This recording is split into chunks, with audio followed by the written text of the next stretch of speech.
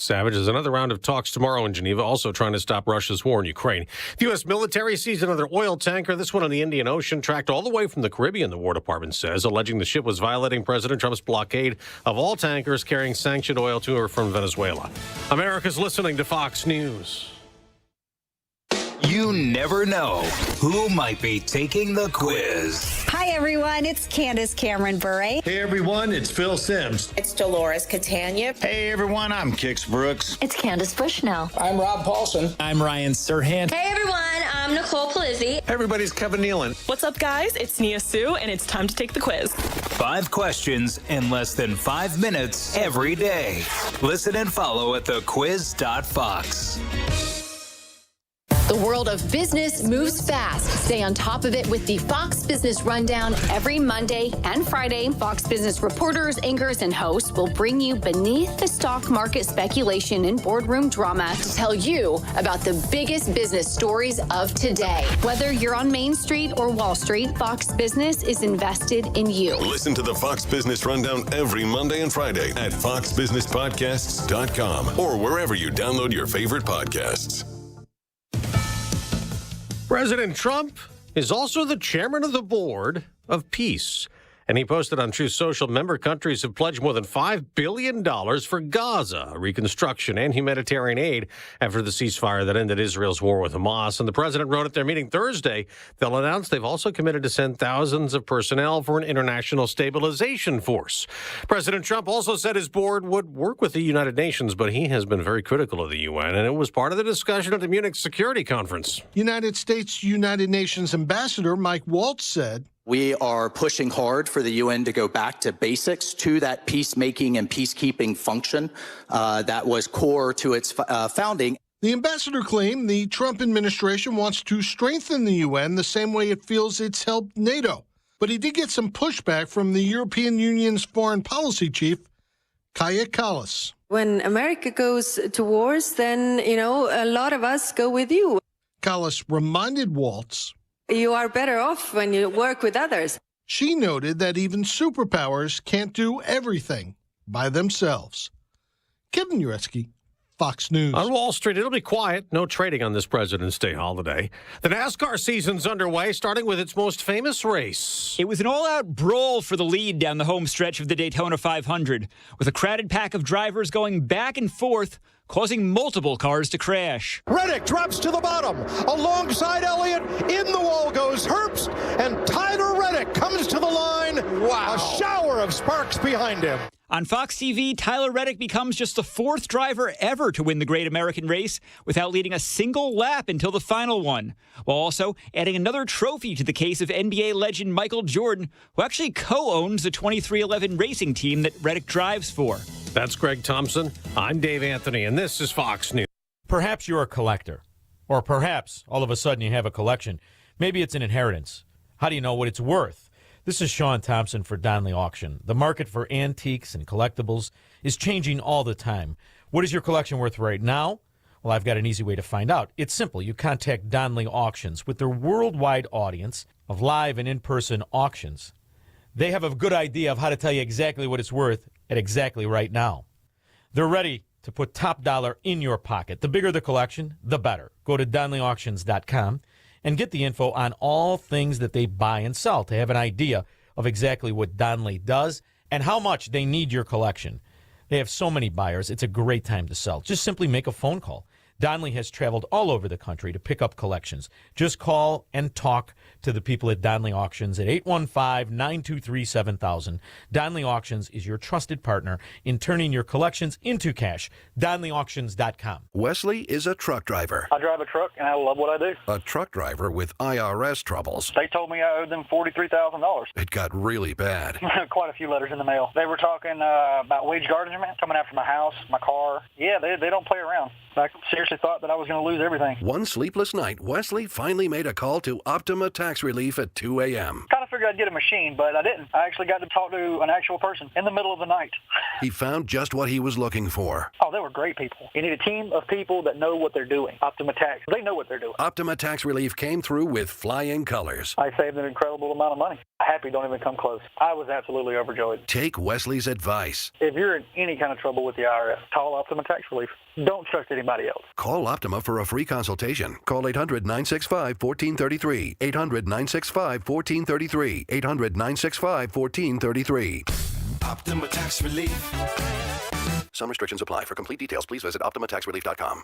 Mike Lindell and the MyPillow employees want to thank you for your great support this past year. They want to make 2026 the best year ever. So to thank you, they are giving you free shipping on your entire order and wholesale pricing. So they are bringing back the mega sale. For example, the classic MyPillows, regularly $49.98, now only $14.98. Turn any mattress into the best mattress ever with the Made in the USA MyPillow My Mattress Topper and save up to $100. Get a set of MyPillow Giza Dream Sheets for as low as $29.98 or the 6-pack towel set for only $34.98. To get the best specials ever, go to MyPillow.com and use promo code LIBERTY or call 800-489-0201 and use promo code LIBERTY. These offers won't last long, so call 800-489-0201 or go to MyPillow.com and use promo code LIBERTY. Order now and your entire order ships absolutely free.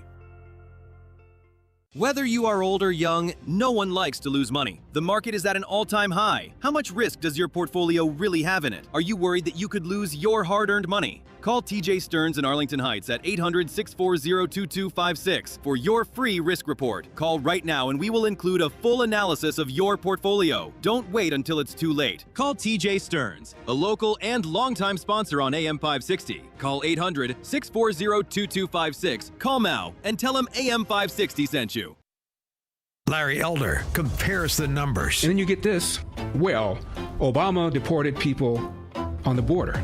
So they were really just returns. That's not true either.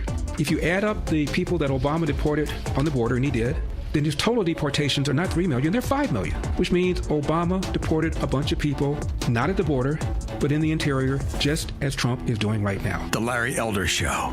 Weeknights at 8, right before Sean Hannity at 10 on AM 560. The Answer.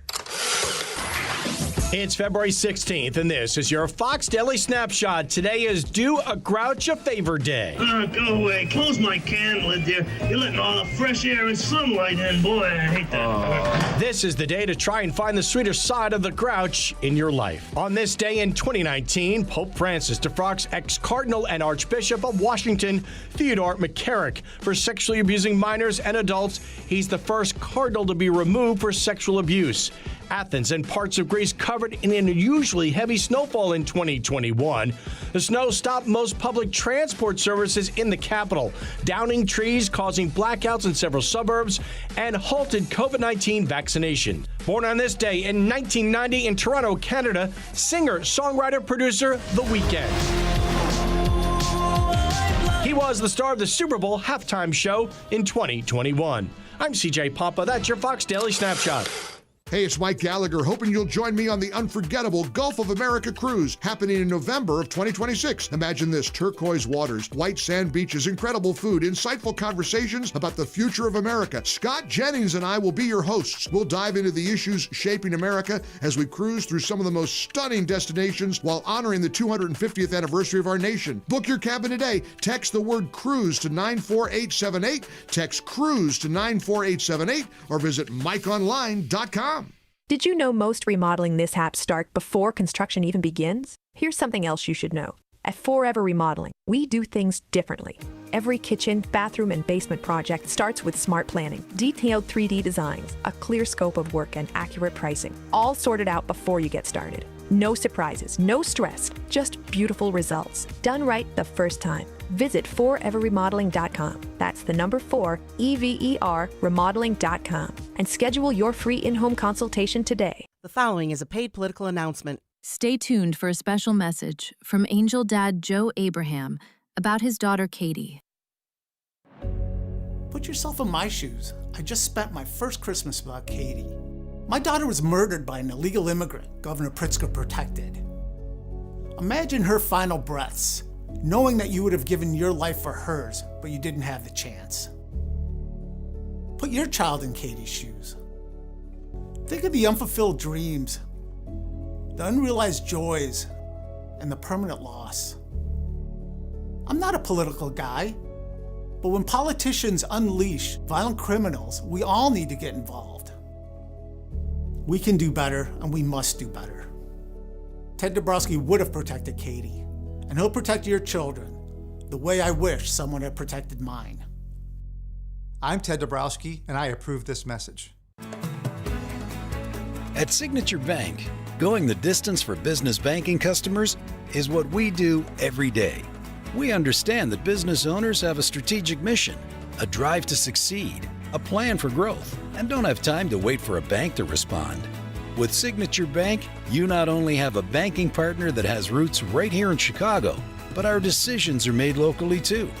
Signature Bank knows that when you have a question or problem about your business, you want answers. You need someone who will pick up the phone or respond to your text. You need someone who is always there for you. That's Signature Bank. We are a team that wants to get to know you and your business. Want to be Signature Bank's next success story? Give us a call today at 773-467-5630 or visit us online at signaturebank.bank. Member FDIC Equal Housing Lender. Hi, I'm Ken Mariotti, owner of Woodland Windows and Doors, a third-generation family-owned business since 1969. We know you're bombarded by choices when shopping for new windows or doors, so we're inviting you to experience the Woodland difference. For decades, we have been transforming living spaces with Marvin Windows, a fifth-generation family business. Marvin replacement windows have been known to increase the warmth of your cold rooms by 10 degrees. Think about that, 10 degrees warmer. When you welcome Woodland into your home, you will get a product expert to transform your living spaces, full-time, dedicated professional installers that you can trust in your home, along with the best products like Marvin. These are the reasons we're proud of our 5-star reviews and family legacy. No gimmicks, no pressure, and upfront pricing are why Woodland Windows and Doors is your trusted window and door expert in Chicagoland. Visit woodlandwindows.com to book your free in-home expert consultation. That's woodlandwindows.com or stop by our showroom at the corner of Lake and Geary in Roselle. Mike Lindell and the MyPillow employees want to thank you for your great support this past year. They want to make 2026 the best year ever. So to thank you, they are giving you free shipping on your entire order and wholesale pricing. So they are bringing back the mega sale. For example, the classic MyPillows, regularly $49.98, now only $14.98. Turn any mattress into the best mattress ever with the Made in the USA MyPillow My Mattress Topper and save up to $100. Get a set of MyPillow Giza Dream Sheets for as low as $29.98 or the 6-pack towel set for only $34.98. To get the best specials ever, go to MyPillow.com and use promo code LIBERTY or call 800-489-0201 and use promo code LIBERTY. These offers won't last long, so call 800-489-0201 or go to MyPillow.com and use promo code LIBERTY. Order now and your entire order ships absolutely free. 40,000 people. That's enough to pack Wrigley Field. I'm talking about 40,000 people who realized hip and knee surgery wasn't their only option. There has to be another way. Guess what? There is.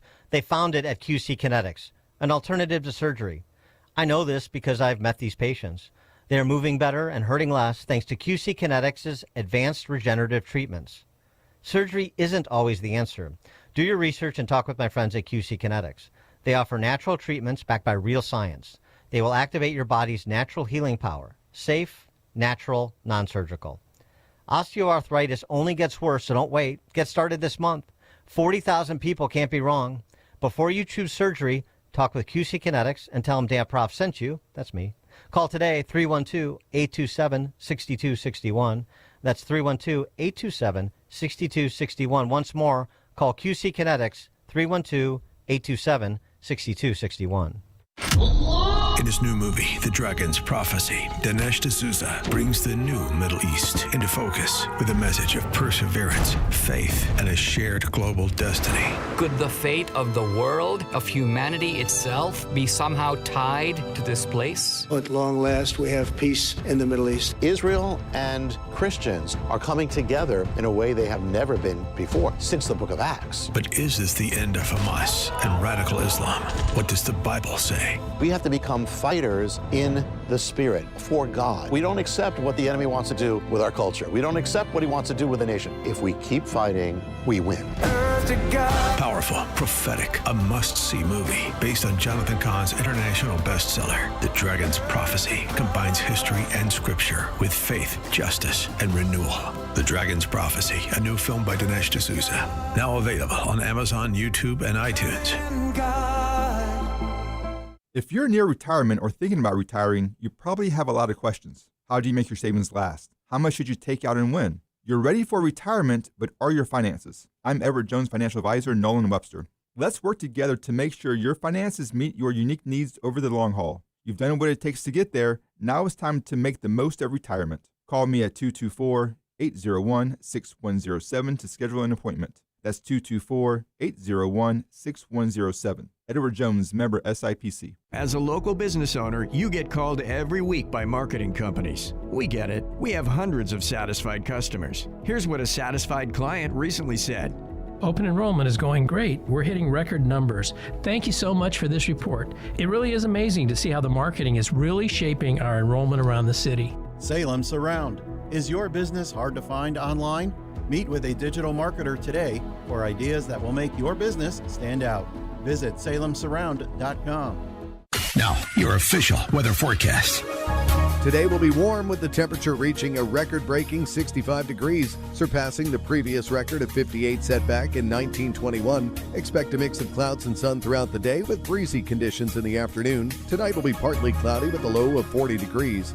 I'm meteorologist Jason Caterina on AM 560, The Answer. Get the latest weather, traffic, and news updates online at 560theanswer.com. Portions of the following show may be pre-recorded. Now, from the Signature Bank Studios, this is Chicago's Morning Answer with Dan Proft on AM 560. The Answer.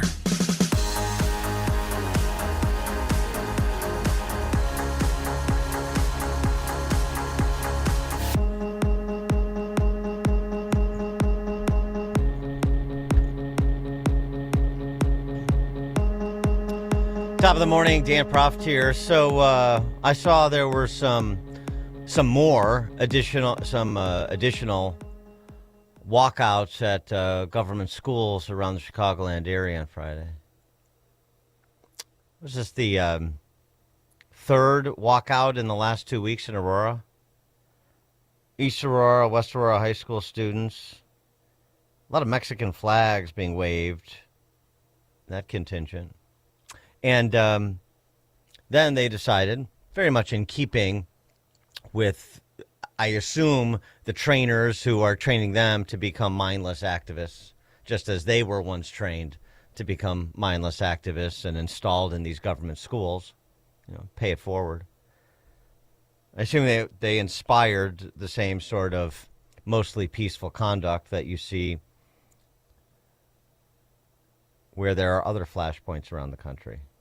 So one guy had the temerity to offer a counter message on the street, like basically hold up a MAGA flag and promote Trump and MAGA and ostensibly ICE enforcement. And the result of that was, of course, political violence from the left, from these students. Great impulse control. Definitely have a sense of the core principles of the nation. They must be so well educated. Well, I guess the reading and math scores, if you look at East Aurora and West Aurora high schools, would tell you otherwise. But of course, education is not the point. Indoctrination for the purpose of activism is. The student-led protest outside of Aurora City Hall turned chaotic quick when a man pulled out a Trump flag and allegedly egged students on. Make America great again. Dozens of students chased the man. Let's go, let's go. He was hit and kicked multiple times with rocks, water bottles, and shoes were thrown at him.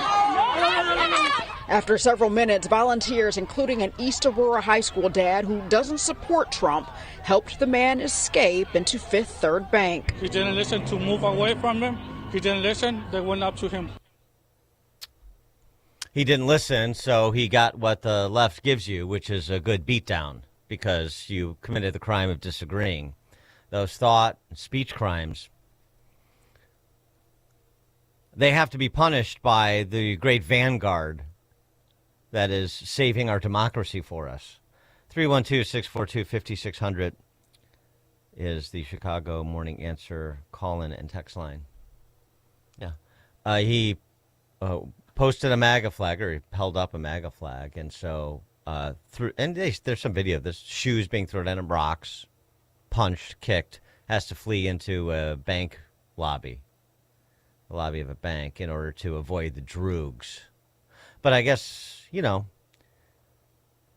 I can understand how this occurred. One big mob temper tantrum. That's what they've learned from the political class, both locally in Aurora as well as statewide in Chicagoland and Illinois, regionally and statewide. Throw a temper tantrum. These people are inhuman. ICE officers, MAGA supporters, Trump voters. They're inhuman and they need to be punished. They need to be purged from a polite society. And if that means throwing rocks at them, then we throw rocks at them. Of those wonderful young people exercising their rights, also, mostly in a mostly peaceful fashion, also clash with cops. Imagine. Where did they learn that? ABC7 reporting. Aurora police tonight releasing a new statement on the department's controversial response to a school walkout. Well, last night we told you about a protest following videos of officers arresting students. We have blurred the faces of the minors not publicly identified. Police saying those clips do not show the full story.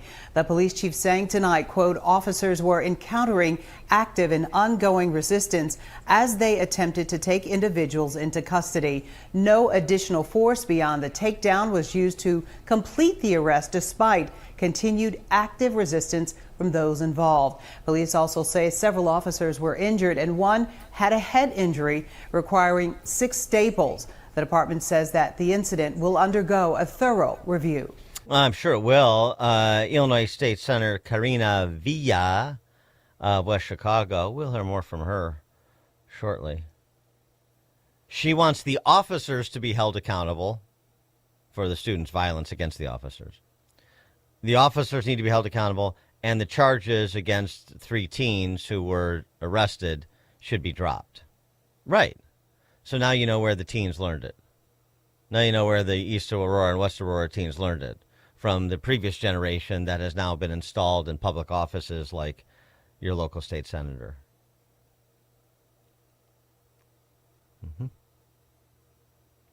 I enjoyed this moment out of Washington State, where another high school kid was arrested, another one of these protests, and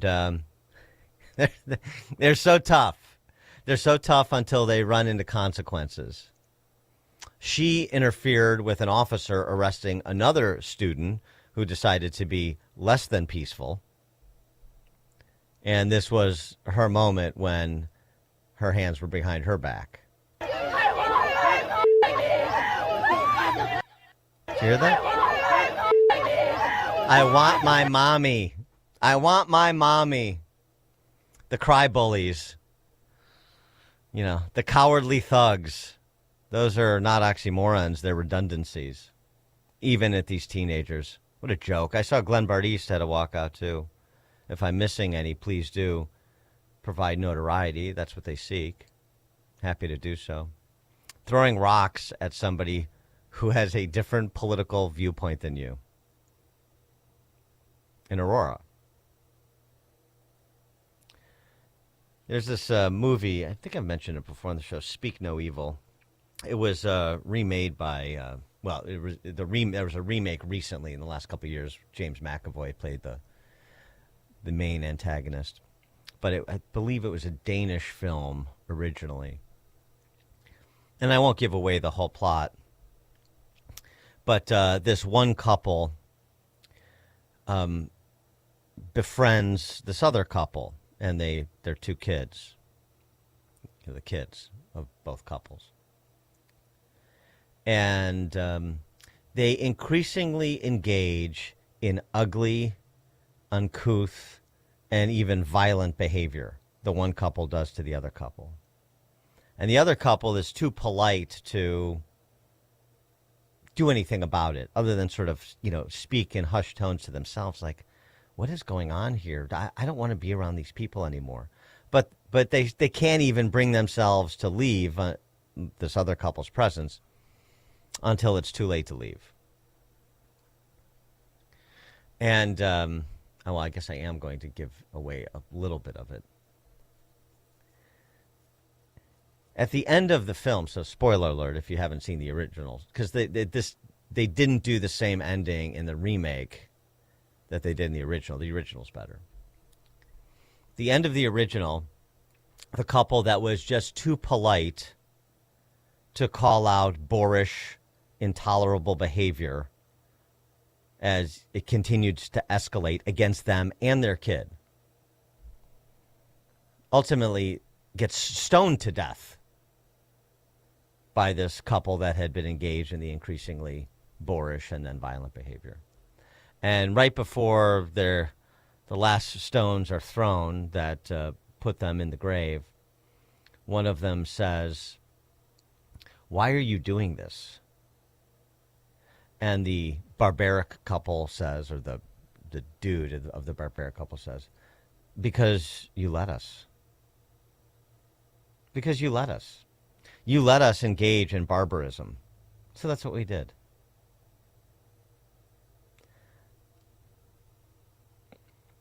You think there's any applicability here? What's going on in Aurora at those high schools? And where is the quote-unquote community to respond to the barbarism that was on display on the streets of Aurora? Why did they do it? George in Naperville. Yes, Dan, let's call it what it is in Aurora. It's the winter of love. The winter of love. Mm-hmm. And it'll escalate from there, like it did in Portland. 18-year-old has been arrested. I believe the first time the state's domestic terrorism law has been applied. He had a big plan to go out and kill, including beheading ICE agents. The mother of one of Coleman's roommates alerted police after Coleman allegedly said he was going to bring, quote, severed ICE agent heads to a native reservation to recruit them in his cause. His roommates were also concerned he had a plan to bomb ICE. This is an incredibly serious case. It's 15 felonies. It's the first case, I believe, charged in Oregon under the domestic terrorism statute. Another person familiar with Coleman said his behavior started escalating around the time ICE agents shot two people in Portland. Court documents say Coleman sent a message that reads in part, quote, "I'm going to get my hands on a firearm and I will actively kill any ICE agents I see killing or kidnapping civilians." On February 4th, police arrested Coleman at Avamere Assisted Living where he works. They say they also found glass bottles and surveillance equipment in his car. Police claim Coleman admitted a rifle he had ordered along with Molotov cocktails and camouflage clothing were all for harming ICE. A hatchet was obtained for the stated purpose of decapitating agents. There was an AR-15 that was purchased and had not yet arrived, but arrived the same day as the arrest. Police say Coleman also admitted to having a manifesto on his computer.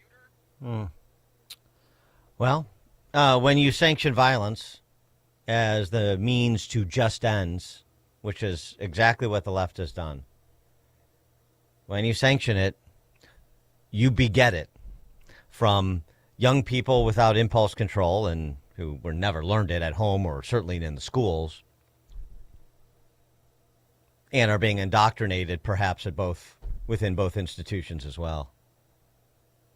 And once you sanction it, very hard to draw lines. Very hard to draw those lines you erased.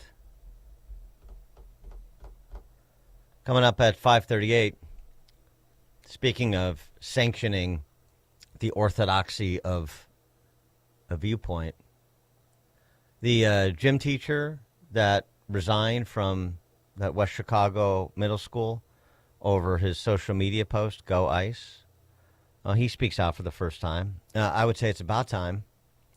5:38. Now let's check the headlines. Good morning. It is 37 degrees here in Chicago on AM 560, The Answer. I'm Stace Keene in the QC Kinetics newsroom. A Chicago teen who fought to have her father released from ICE custody has passed away. A spokesperson for the family says 16-year-old Ophelia Torres has died following a battle with a rare and aggressive form of cancer. Just 3 days prior to her passing, a judge had ruled that Ophelia's father was conditionally entitled to receive a cancellation of removal due to the hardships his deportation would cause his children, providing a pathway to citizenship. Chicago police have issued a community alert regarding a robber in the Woodlawn area. Police say the victims have all connected with the robber through a dating app. Police say when the victims meet with the robber, he demands the victim's property at gunpoint. Police describe the suspect as either a white or Hispanic male, 5'8" to 6 feet tall, weighing 150 to 190 pounds. The suspect wore a black jacket and black pants. This report is a service of Blindstar.com. Kyle Cox started Blindstar in his garage back in 2010. Since then, they've sold thousands of custom blinds, shades, and shutters nationwide. Their blinds are DIY friendly, guaranteed to fit, and always cheaper than big box stores. Blindstar.com. On Thursday, February 26th, at Benedictine University in Lisle, AM 560 is hosting a Republican debate. Come hear the candidates for governor and U.S. Senate make their cases for why they should win your vote in the primary election. Be a part of the process to defeat J.B. Pritzker and replace Dick Durbin. Tickets are free, but registration is required. Get your tickets today at 560theanswer.com/debate. That's 560theanswer.com/debate. Well, the experts did their best with this season's flu vaccine, but the virus mutated and the vaccine could not keep up. But here is the truth. The most powerful defense against viruses isn't something man-made. It is the God-given immune system that you were born with. And the best immune system booster that I, Scott Jennings, know of is Virago. Virago. It is a liquid immune enhancement supplement featuring 23 potent nutraceuticals working synergistically to enhance your immune system against assaults. Trust the design that God gave you and strengthen your body's immune system with Virago, the ultimate immune enhancement cocktail. Order it online today. Visit myvirago.com. That's myvirago.com. Use coupon code Jennings to save 30%. Myvirago.com. Coupon code Jennings saves you 30%. John was an active man. He'd go for runs, walk the golf course, and always take the stairs instead of the elevator. But then bone-on-bone knee pain got in the way and affected his mobility. It became too painful to even go for walks. And when it seemed like John's only option was knee replacement surgery, a friend told him about the Joint Relief Institute and their affordable, non-surgical knee pain relief. John met with the Joint Relief Institute and discovered their lubricating gel treatment could rejuvenate his lost cartilage. Safe, effective, no surgery.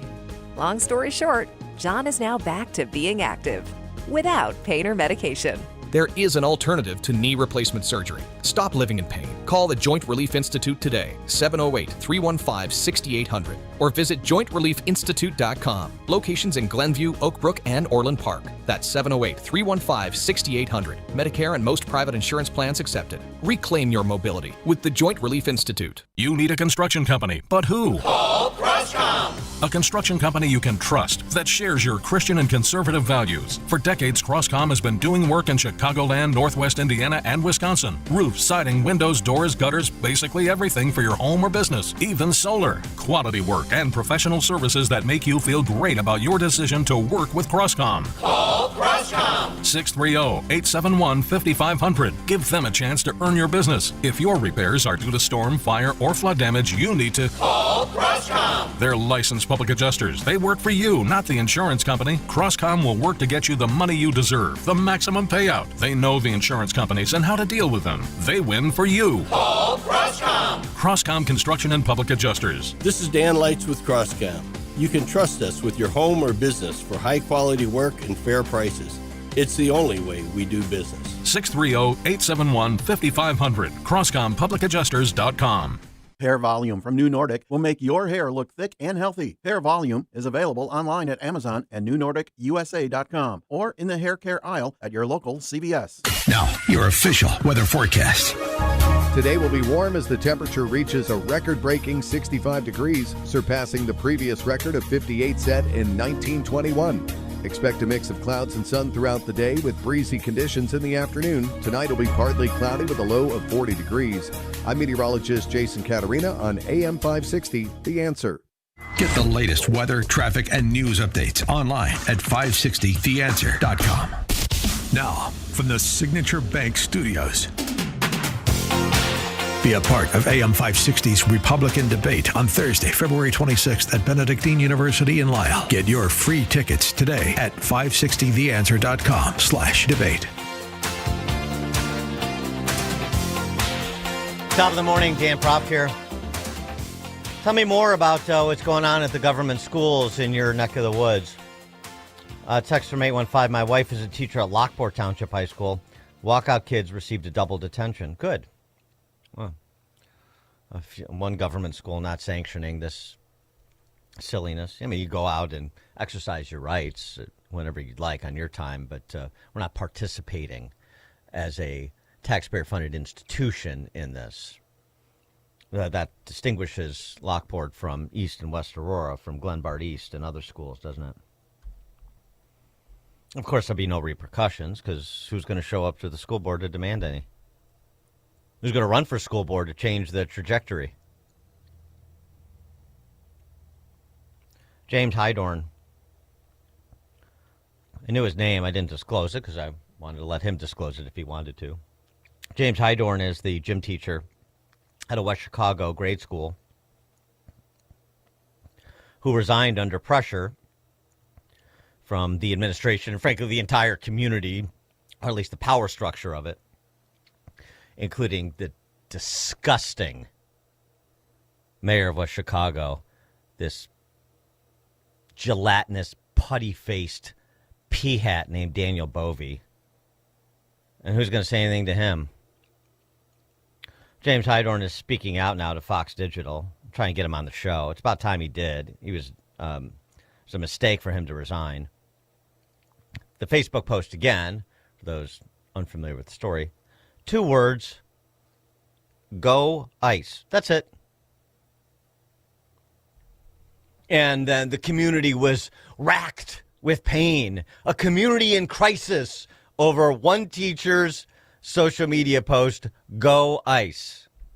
Again, like the MAGA guy out there on the streets of Aurora against the mob, taking shoes and rocks and water bottles for having the audacity to disagree with the mob's view on federal immigration law enforcement. And so it's the case here. He tells Fox News Digital, does Hydorn, the process has been professionally and personally devastating and surreal. I've spent 14 years building my career, pouring my heart into teaching kids, building relationships, and being a positive role model. To see it all upended over 2 simple words, go ICE, where I expressed my personal support for law enforcement, felt like a severe blow to my career. Well, yeah, forcing you out, I guess. I mean, you choosing to be forced out, I should more accurately say. That's pretty severe. This is just cancel culture redux. It's never far below the surface with the neo-Jacobin left. I mean, these are revolutionaries. They're in the business of corrupting and tearing down institutions, at least institutions that provide the foundation for a civil, free society. That's what they do. Oh, you think cancel culture is over because Trump won? That they won't try to punish people who disagree with them physically, professionally, in any other kind of way? How naive are you if you think that?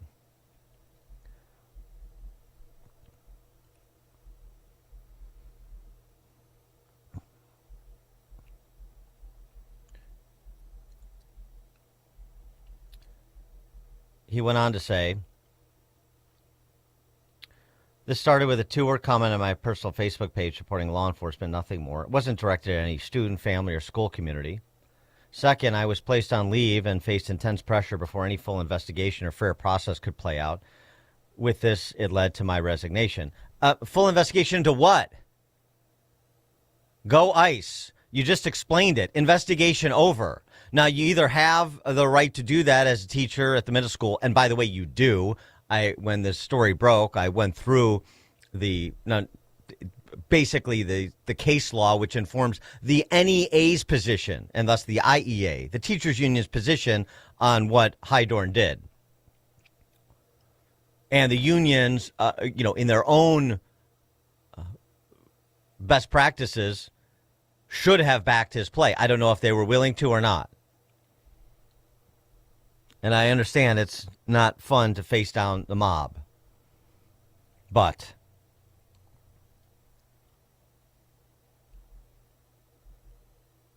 full investigation or fair process could play out. I mean, you heard what they were saying about you. You thought there was going to be a fair process? Here's that state senator we just mentioned, Karina Villa, who doesn't want kids who resisted arrest and assaulted officers in Aurora prosecuted. She wants the officers held accountable for being assaulted. There's your state senator. As part of the protest, many parents kept their kids home from school today, some bringing them to the meeting. You have many students across District 33 who did not go to school today because of fear incited by a teacher. Go ICE is an incitement fear. I don't feel safe sending Johnny to school today because somebody supports federal law enforcement in the school district. Are you kidding? They're not.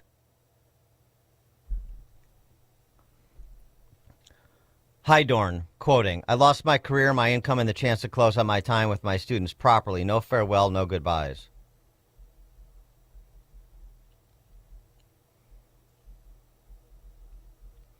Most importantly, this is bigger than me. It's about whether personal opinions expressed outside of work can cost someone their livelihood without due process. I hope to see free speech matters even when it's unpopular. It does feel like a double standard due to my viewpoint being different from others within the community that I taught in. I feel that we should all be able to coexist with our personal political viewpoints. Fairness should apply equally. That's the best kind of fairness, that applies equally. Regardless of those viewpoints, if personal political speech is ground for punishment, it should be consistent, not selective based on what side you're on. I believe in free speech for all, and that's what I hope comes out of all this. Somebody did set up a GoFundMe page for Hydorn.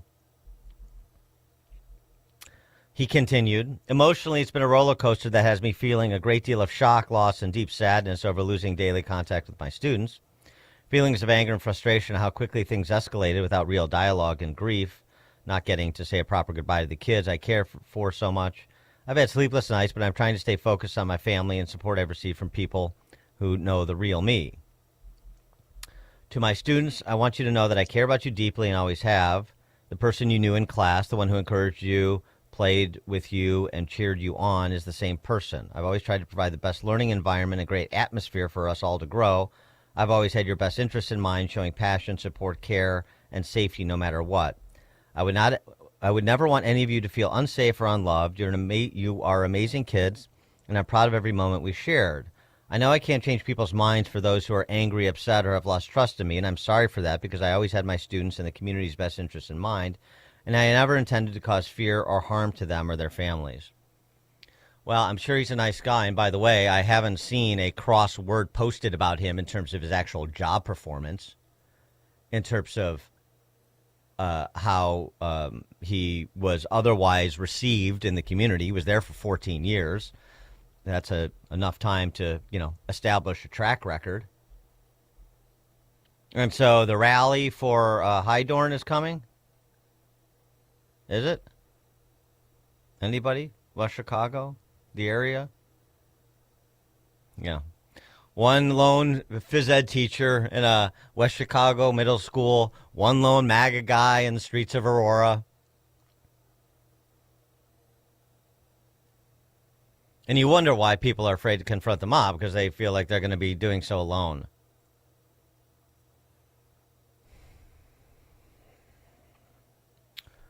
Jim in LaGrange. Dan, no ice, such an innocuous statement. And the real issue here is, and you've talked about it before, is that no matter how small the issue, the left grabs onto it like a pit ball grabbing onto somebody's leg, and they never let go until you're completely eviscerated. Not just as punishment for that person, but as a warning to others, do not step up, keep your mouth shut, and go along with our program. Thanks, Danny. Have a great day. Thanks for the call, Jim. Yeah, I mean, this is literally the same conversation, because it's the same dynamic when people were losing their jobs over, support for Trump.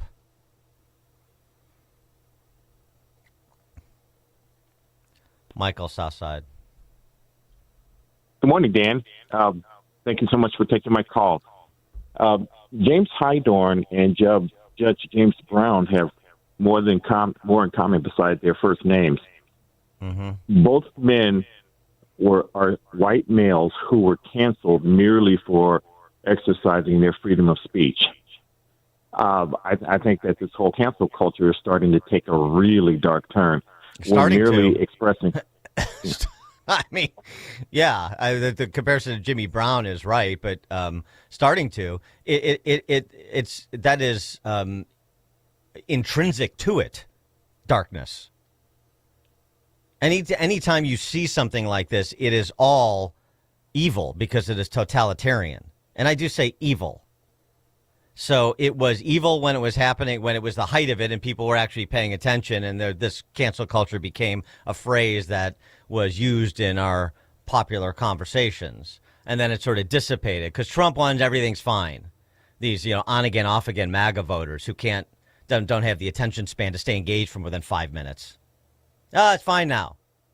Meanwhile, Hydorn happens in your backyard. Meanwhile, Judge Jimmy Brown gets taken off the Cook County Circuit Court bench because he penned a pro-MAGA op-ed against lawfare, JohnCastNews.com, while he was in retirement.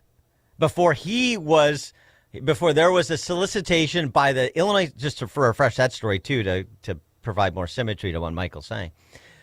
Before the Supreme Court promulgated this notice, we need 12 vacancies to fill on a short-term basis. Any retired judges interested, send in a cover letter with your resume. This is after he published an op-ed, pro-MAGA, anti-lawfare, and he, drilled it down, totally within the within the parameters of reasonable, thoughtful debate, as you'd expect. And so he applies for one of the vacancies for a 1-year position on Cook County Court. He gets it. Supreme Court made the decision. Supreme Court didn't even bother to interview him. They had no problem. They had a great reputation, so what's the worry?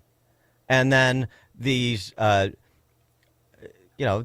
same identitarian Jacobins we're talking about in the West Chicago School District or at these Aurora schools or in Illinois generally, in the General Assembly, Karina Villa, they got wind of his op-ed, and so they started to, under the cover of local bar associations, and they're just political chop shops, of course, to enforce orthodoxy within the legal community. They started pinging the Supreme Court to have him removed.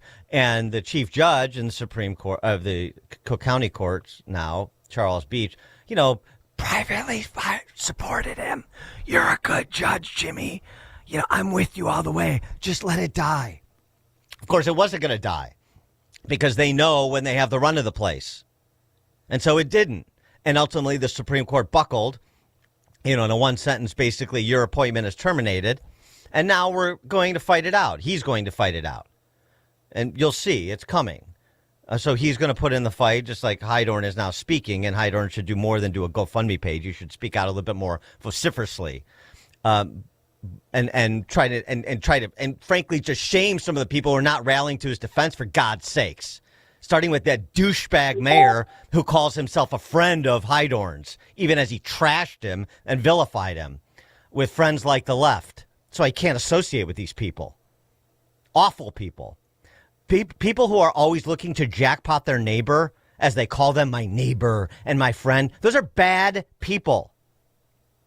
But people who take somebody they know to be acting in good faith, but whom they disagree with, and they're ready to stick the shiv right in their back. That's that Bovee scumbag, and that's the Supreme Court ninnies and Charles Beach and all the cowardice that you see that is just endemic to these failed states and regions like Chicagoland and Illinois.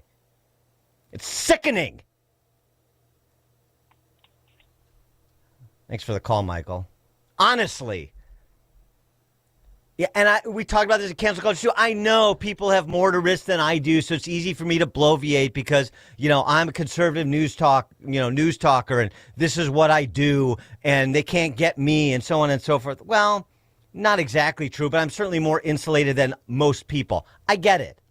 But so what? I was the same way when I didn't have a radio show.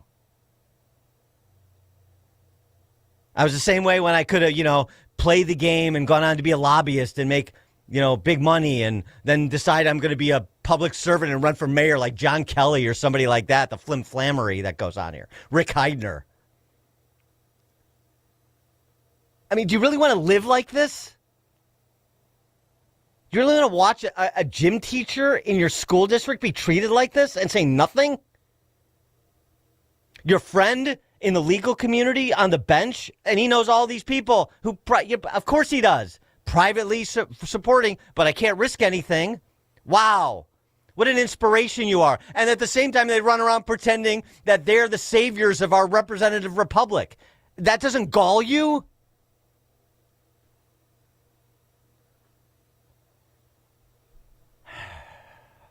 Jerome in Palos Hills. Hey, Dan. Yeah, I think the problem is these schools are being allowed to act like they're the fourth branch of government. Yeah, thanks for the call, Jerome. And why do they think that? Because you let them. Not you specifically, Jerome, the collective you. Sean on the Northwest Side. Hey, good morning, Dan. I just want to say first, I am fully on board with the way that Trump is handling the deportations and going after all these bad hombres. But do you think it's time for Trump to offer an olive branch and to put together a board of amnesty and to come out and say that, we've arrested 300 bad hombres, but during that same time, we discovered 150,000 that were in good standing, that were exemplary citizens, and we decided to offer amnesty. And then from here on out, they will continue to discover more and find more. And next year, another 150,000, just something like that. That'd be helpful. Well, I thanks for the call, Sean. I mean, I appreciate what you're saying, but if you're saying would I support something like that in this moment, the answer is no. Unequivocal. No, I don't think he should. I don't think it's politically smart. More importantly, I don't think it's right. I do not think it's right. The benefits that have been conferred to the American people, whether some want to admit it or not, from removing as many of the predators from the streets as they have, from finding as many of the missing kids as they have. I'm talking about the Trump administration and all of it, and all of the men and women on the case here. Far outweighs the short-term political cost of some demagogued incidents precipitated by professional leftist agitators. And I think you 100% stay the course. 100%. Now, I think you could do Minnesota more professionally, and as soon as Tom Homan got there, it's been done more professionally. I think Tom Homan is, as I said before, the indispensable executive in this administration. And so anywhere there's a hot spot, he needs to be there. Where you've got cooperation and there's more or less no incidents, much less the anarchic state of Mogadishu, Minnesota, which is most everywhere else, then fine. But flashpoints, that's a job for Tom Homan, and he's done it. But there is no deal until we, the Trump administration, get something on behalf of the American people with respect to the restoration of the rule of law. And that means an end to sanctuary jurisdictions. That means federal and state and local law enforcement are going to cooperate with enforcement. That means we're not going to have open borders, and we're not going to bastardize the temporary protected status program and the H-1B visa program and paroling people into this country. That we're not going to have courses at Harvard, literally courses at Harvard, where students are taught how to how to fill out asylum applications for people trying to come into this country. This course trains and supports teams of undergraduates to contribute research and writing for asylum applicants represented by attorneys at the Mabel Center for Immigrant Justice. And you tell me these government schools, or even the Ivy League, which are quasi-government schools, considering all the government largesse they get, aren't in the business of training activists, not enlightening the youth? Until there is a grand bargain, to borrow a favorite phrase of the politicos, no.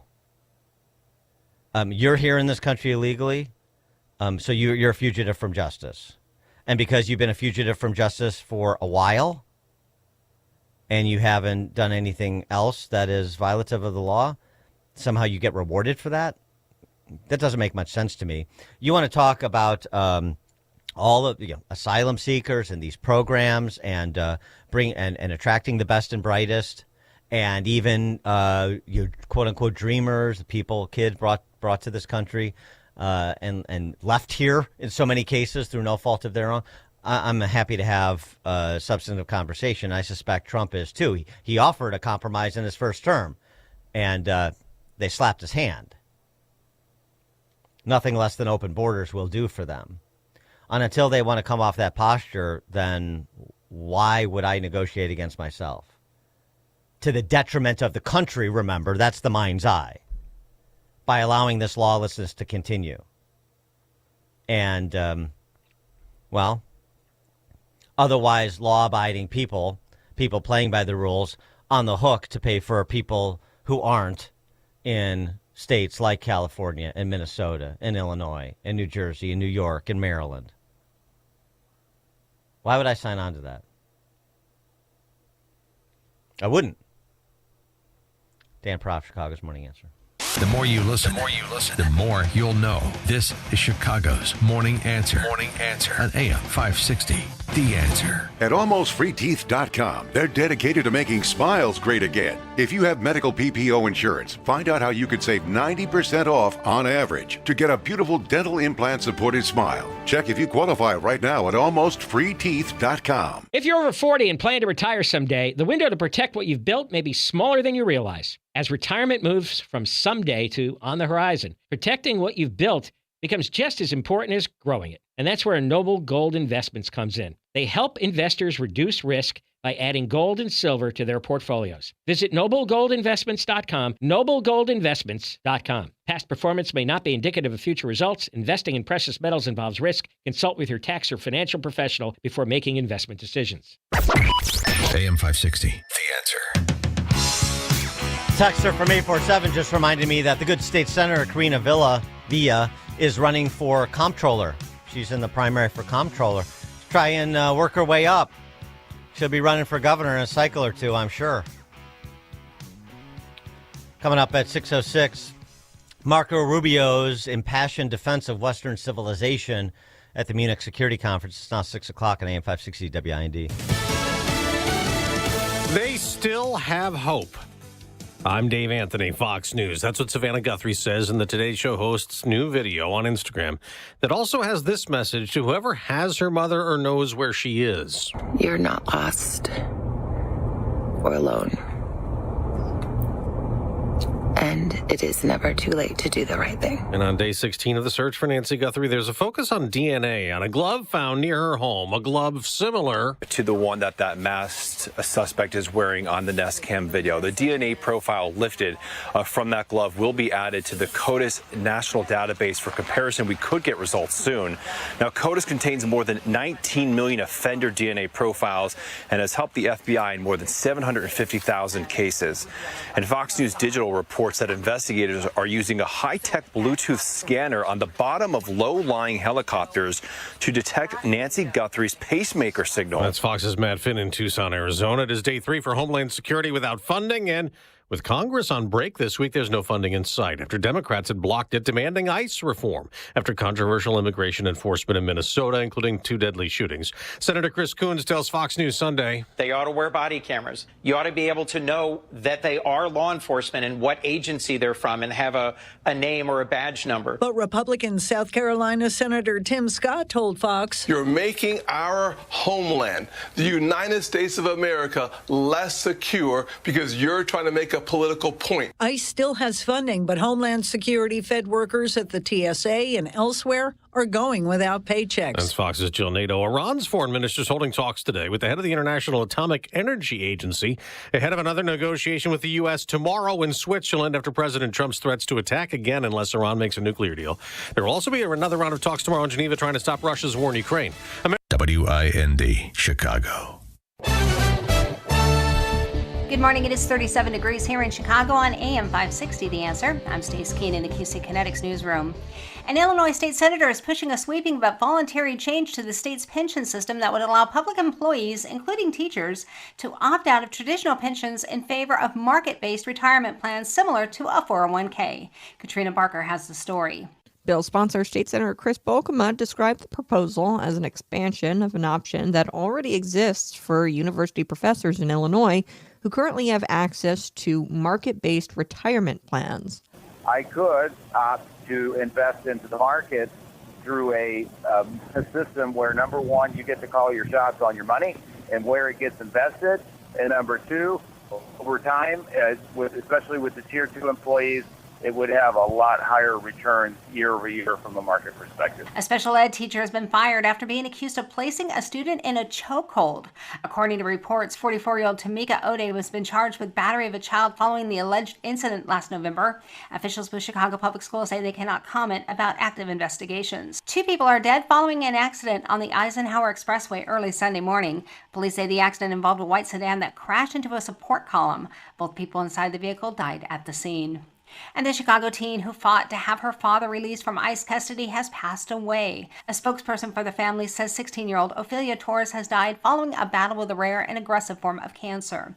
Just 3 days prior to her passing, a judge had ruled that Ophelia's father was conditionally entitled to receive a cancellation of removal due to the hardships his deportation would cause his children, providing a pathway to citizenship. This report is a service of AlmostFreeTeeth.com. Think full mouth dental implants are too expensive? Think again, not at AlmostFreeTeeth.com. With medical insurance, you could save thousands and receive your finally affordable dream smile. Check if you qualify today at AlmostFreeTeeth.com. A check of the roads is coming up in 2 minutes on AM 560, The Answer. Hugh Hewitt doesn't see a friendly Iran. The USS Abraham Lincoln had an F-35 from the carrier shoot down a Shahed drone from Iran that got too close to the Lincoln. Also today, a half dozen Iranian gunboats approached a U.S.-flagged oil tanker and tried to take it under their control. This is not the action of a regime that wants to negotiate. The Hugh Hewitt Show. Afternoons at 2, right before Alex Marlowe at 3 on AM 560. The Answer.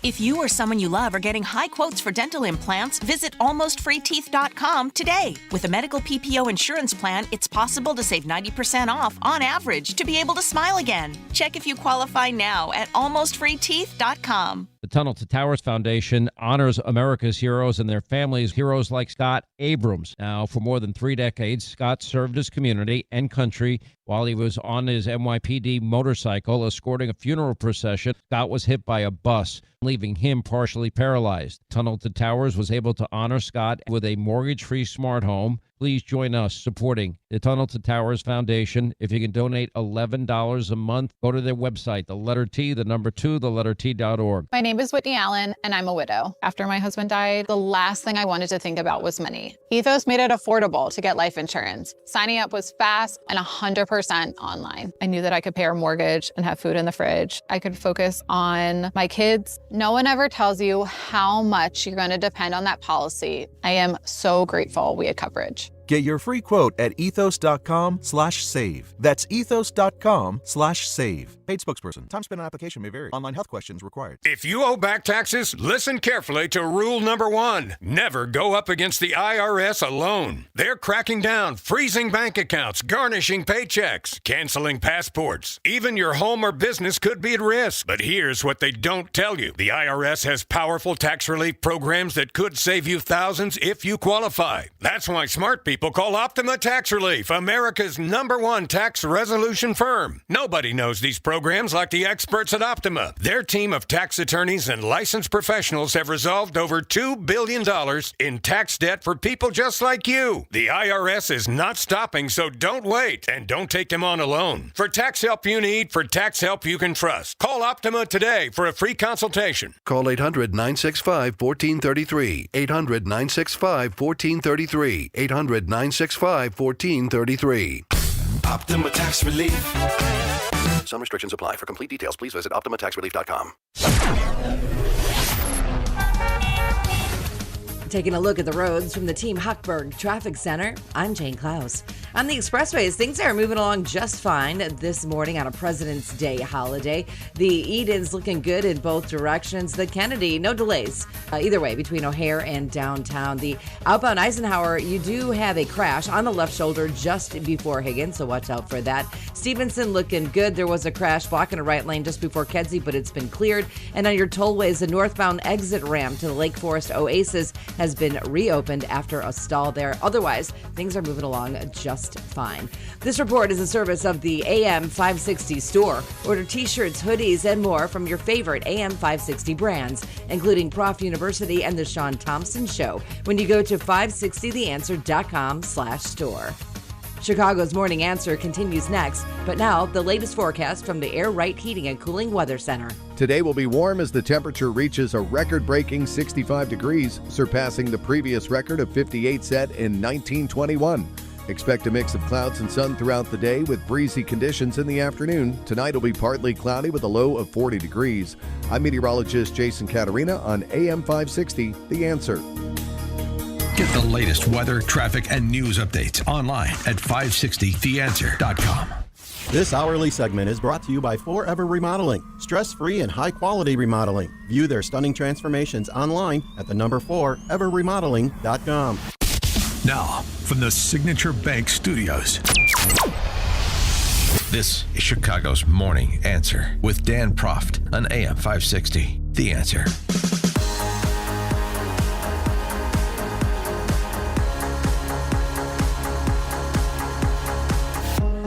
Top of the morning, Dan Proft here. Before we get to Rubio's remarks at the Munich Security Conference, just a postscript on the conversation about that West Chicago gym teacher who was fired for having the temerity to post "Go Ice" on social media. Well, he resigned under pressure. Now he's speaking out a bit, as we discussed, and I read you some of his comments about his disappointment and frustration and sadness and so forth. And I mentioned this West Chicago mayor and the kinds of things he said about his so-called friend, but I didn't play it. Maybe hearing from such a bottom feeder like this Daniel Bovee, maybe this will motivate some. At least to say something to Daniel Bovee.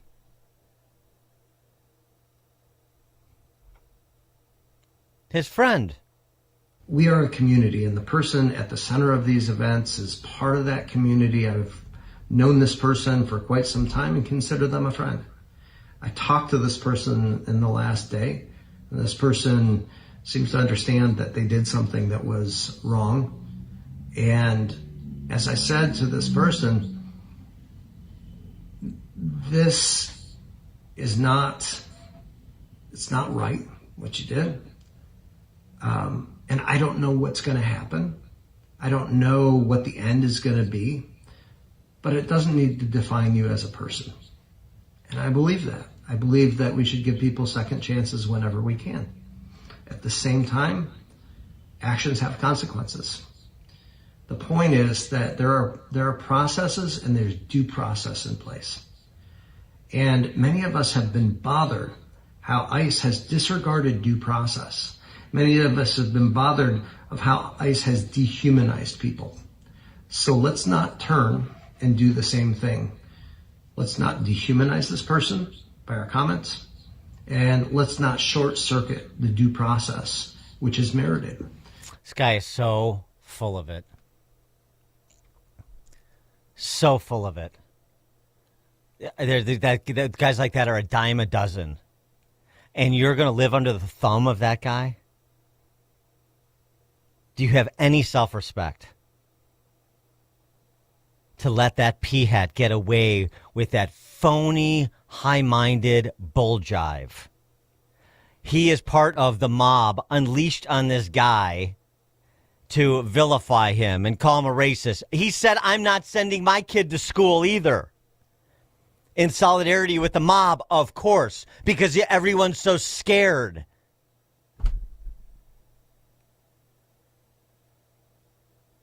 That is, East German snitch quality rap there. Guy's a rat.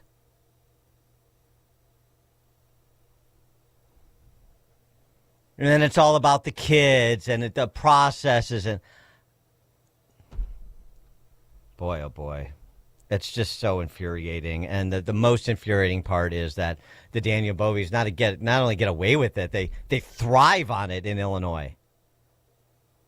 The community rallies around him to make him their mayor. Good grief. Yeah, what did we come up? What did we settle on? What's the analog to awfuls? Amish texter, wimp, white, ignorant, male, pansy, wimp. It's not bad. I don't think we settled on that, but I'll take it for now. I'll have to go back and offer a definitive comment on that. Most of us are not going to be trying to stop Iran from getting a nuclear weapon. So we're not going to be able to strike a blow for Western civilization in that way. But we can strike a blow for Western civilization by standing up to these mooks and buffoons, these sentimental barbarians, and our local government. I don't think that's too much to ask. Which brings us to Marco Rubio. We'll talk about Rubio's speech and its implications in greater detail with our friend Stephen Bucci at the top of the next hour. But just in terms of the highlights to provide some framing for our forthcoming discussion. Well, real quickly, Dan in Salem, Wisconsin. Hi, Dan. Daniel Bowie, or whatever his name is, he is a disgrace. You know what? Just because that teacher practices civil liberties, his freedom of speech, freedom of what he believes, and he's going to get penalized, that's totally preposterous, Dan. It's crazy. These Democrats, you cannot reason with these people. These people are mentally ill. Their brains are broken. They belong in a mental institution. That's where they all belong. I went on a tree job the other day for an estimate. I told the guy, I can't do that tree because it's too sharp of a slope. I can't get my aerial lift down there. So as I was walking to my truck, this lady comes running out. She goes, I can take your hat and I can put it in my burn pit because I have Trump on it. And I go, oh, no, I like Trump. She goes, fine. She started screaming like a mental case in my face. He's a liar. He's a liar, that dirty pig. You know, Dan, I lost my cool. You know what I told her? I said, shut the F up. I said, why don't you go with all your liberal friends to a mental institution because that's where you all belong. And then I called the customer back up, the guy who originally called me, not the sister-in-law that came screaming at me.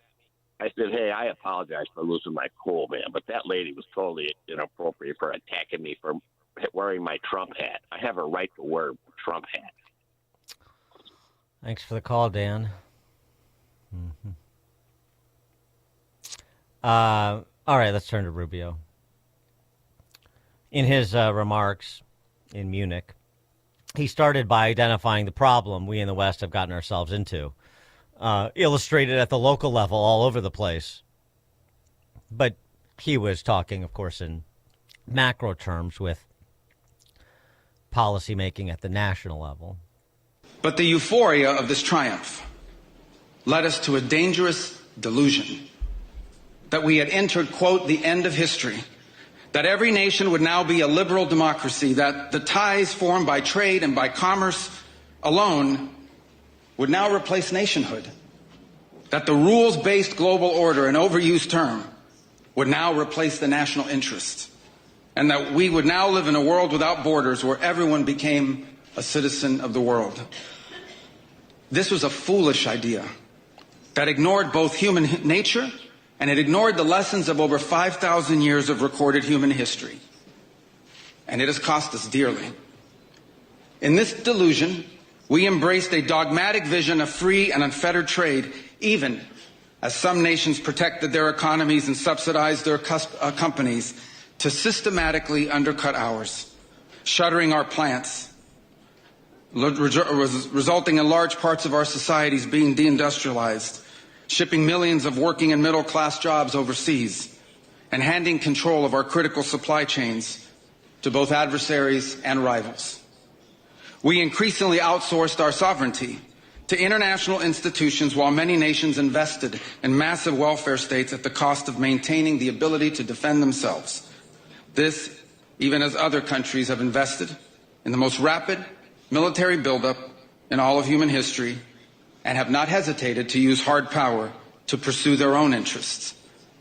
To appease a climate cult, we have imposed energy policies on ourselves that are impoverishing our people, even as our competitors exploit oil and coal and natural gas and anything else, not just to power their economies, but to use as leverage against our own. And in a pursuit of a world without borders, we opened our doors to an unprecedented wave of mass migration that threatens the cohesion of our societies, the continuity of our culture, and the future of our people. We made these mistakes together. And now, together, we owe it to our people to face those facts and to move forward, to rebuild. Under President Trump, the United States of America will once again take on the task of renewal and restoration, driven by a vision of a future as proud, as sovereign, and as vital as our civilization's past. And while we are prepared, if necessary, to do this alone, it is our preference and it is our hope to do this together with you, our friends here in Europe. I think the sign on that is going to be uneven from EU countries, but nonetheless, it was a nice distillation that he offered there, talking about the post-World War II order and the post-World War II delusions in the West. And frankly, it's important to provide this explication because you were hearing at the Munich Security Conference, you hear it in Davos, you hear it on the cable news shows with the sort of Council on Foreign Relations establishment types. They're still clinging to the rules-based international order, as they call it. The rules-based international order where we're all citizens of the globe, rather than an order in which you have sovereign countries with borders pursuing the interests of their citizens. That was the binary that Rubio was detailing. And yeah, he's right. And it was interesting. Gavin Newsom said something. Oh, yeah. Governor Patrick Bateman. Sparkle Beach Ken meets Patrick Bateman. Isn't that Besant's formulation? Anyway, he was there, trying to, it's an international stage. He's running for president. He wants to look and sound important. He's the man for the moment and all that. So he was there. And and just, this is interesting. So Rubio's sort of a detailing of the post-World War II history and the fight over what paradigm to follow, the paradigm that Republicans and Democrats followed up until really the clean break with Trump's election in 2016 and the wrestling that has been going on since. And what Gavin Newsom had to say. Now, this is limited to the context of, a favorite hobby horse of his, because he's got to defend his indefensible record. But this is about all of the quote-unquote climate change policies, the eco-supremacy policy agenda, and his trying to assuage the anxieties of all of those surrender monkeys present with Gavin Newsom at this little panel on climate change. Gavin Newsom said this. Donald Trump is temporary. He'll be gone in 3 years. California is a stable and reliable partner in this space. And it's important for folks to understand the temporary nature of this current administration in relationship to the issue of climate change and climate policy. But Governor, many have called. Yeah.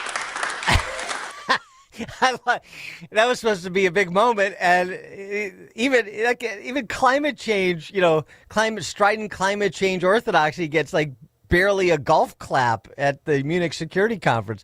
That's not good news for Gavin. Oh man, that was kind of funny. But of course, we're all temporary, and as I often say, politicians are our temporary representatives, not our betters. Of course, Trump is temporary. But this battle that Rubio outlined is not. And it will be fought by whoever takes up Trump's mantle and runs in 28 as the nominee.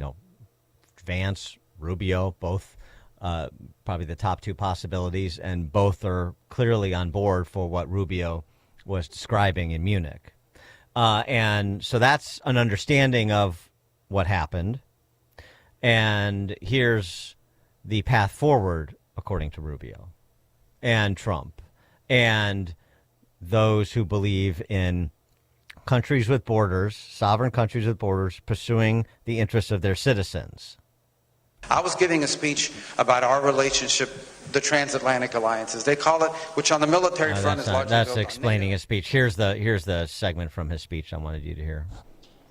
For 5 centuries, before the end of the Second World War, the West had been expanding. Its missionaries, its pilgrims, its soldiers, its explorers pouring out from its shores to cross oceans, settle new continents, build vast empires extending out across the globe. But in 1945, for the first time since the age of Columbus, it was contracting. Europe was in ruins. Half of it lived behind an iron curtain, and the rest looked like it would soon follow. The great Western empires had entered into terminal decline, accelerated by godless communist revolutions and by anti-colonial uprisings that would transform the world and drape the red hammer and sickle across vast swaths of the map in the years to come. Against that backdrop, then as now, many came to believe that the West's age of dominance had come to an end and that our future was destined to be a faint and feeble echo of our past. But together, our predecessors recognized that decline was a choice, and it was a choice they refused to make. This is what we did together once before, and this is what President Trump and the United States want to do again now, together with you. And this is why we do not want our allies to be weak, because that makes us weaker.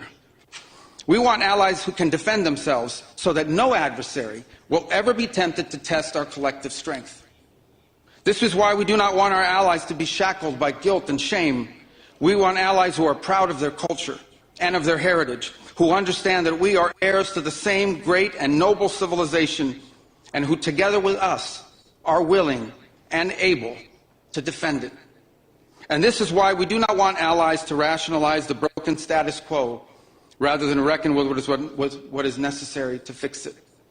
For we in America have no interest in being polite and orderly caretakers of the West's managed decline. We do not seek to separate, but to revitalize an old friendship and renew the greatest civilization in human history.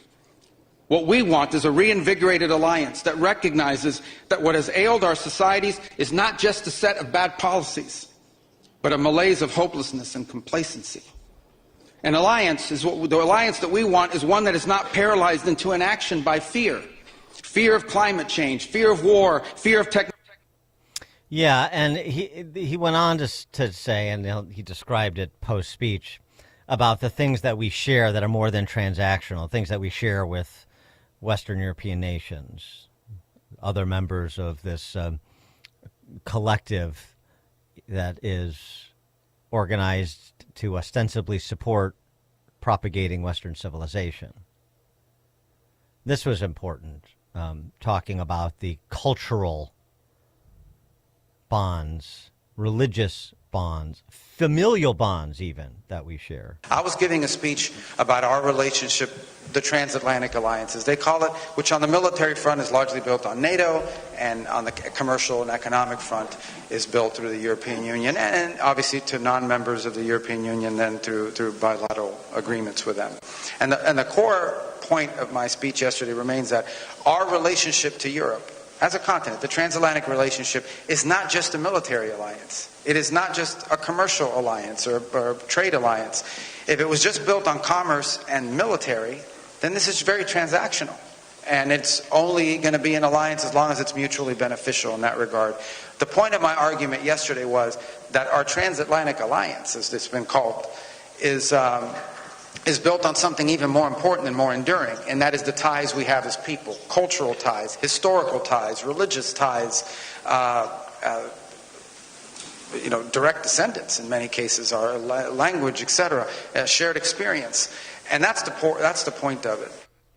And it was interesting to get to hear reaction from AOC. AOC hilariously went to Munich, too, to try to audition on the global stage as a serious person who understands something about geopolitics. Unfortunately, she doesn't, and it became rather obvious. I'll get to that in a moment. But first, her reacting subsequent to Munich, the security conference, to Rubio's speech about the cultural ties that bind in the West, the cultural, religious, familial ties that bind in the West. And AOC, again, revealing herself, and as a representative of the neo-Marxists, that cohort, the base of that party, as a group that is opposed to Western civilization. I don't know how else to say it. They're happy to see Western civilization torn asunder, beset by the chaos that the quote-unquote rules-based international order has wrought with open borders and other such policies. You are starting to see the ascent of the right, even in places like Munich. Marco Rubio's speech was a pure appeal to Western culture. My favorite part was when he said that American cowboys came from Spain. I thought they came from Winnetou, but I believe the Mexicans and descendants of African enslaved peoples would like to have a word on that. But I think it's also important to note how thin that foundation is. Culture is changing. Culture always changed. Culture for the entire history of human civilization has been a fluid, evolving thing that is a response to the conditions that we live in. And so they want to take this mantle of culture. At the end of the day, though, it is very thin. And so the response that we have to have is, again, it's material, it's class-based, it's common interest. There was certainly more openness to what I was saying than probably there would be in years past. We can't underestimate the appeal of going back to these well-worn grooves. A lot of what we talk about when we talk about a class-based internationalist perspective also means ending the hypocrisy towards the global South. I mean, she's just such a mess. She's such, it's just incredible how thin, to borrow her favorite word, her grasp on much of anything really is. Culture is always changing. Yeah, I know. What is thin is identitarianism. The ancestry of all of the America's quote-unquote cowboys is not relevant. What's relevant is the model here. And the model is not based on your identity. The model is based except to the extent the identity is you're part of Western civilization because you hold certain beliefs and you exhibit certain values, which is why the least interesting thing part of you, the least relevant thing about you is your race or your country of origin. What binds is shared values, and that was what Rubio was getting to. A belief in the pillars of a free society, the principles articulated from the Magna Carta to the Constitution. That's the point, you daffy buffoon. Good grief. And I assume she was in Munich because, yeah, there's enough push for her to be some sort of generational change agent that they may actually run her. I guess if they think if they can get my Mamdani elected mayor of New York City, then it's just a stone's throw to get AOC in the Oval Office. I don't know about that. But I do know that this is not exactly the most sure foot forward I've ever heard. AOC in a little panel discussion, this is great, asked about if China moved on Taiwan, would that necessitate America deploying troops? Would and should the U.S. actually commit U.S. troops to defend Taiwan if China were to move?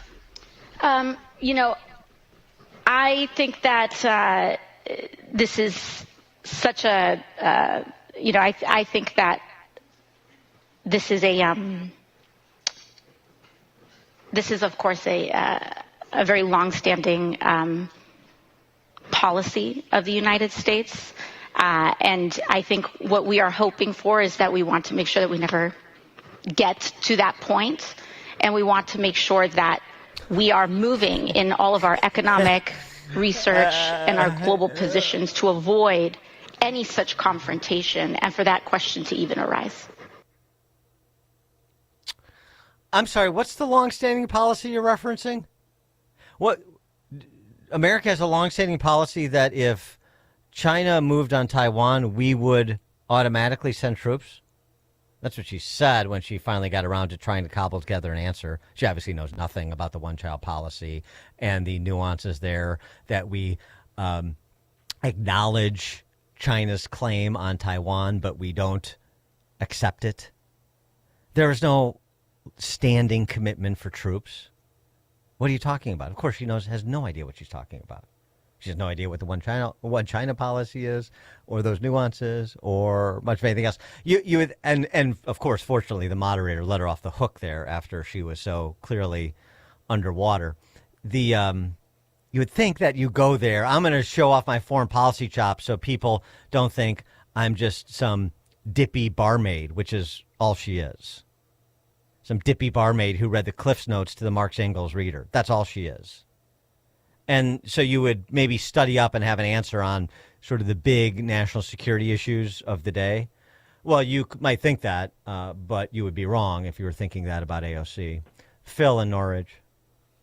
You are right on, Dan, on everything you said this morning. I'll tell you, I listened to Rubio, and I could vote for him in our next president. And I tell you, I watched this thing with Ocasio, and I'm thinking to myself, first of all, she should be in prison.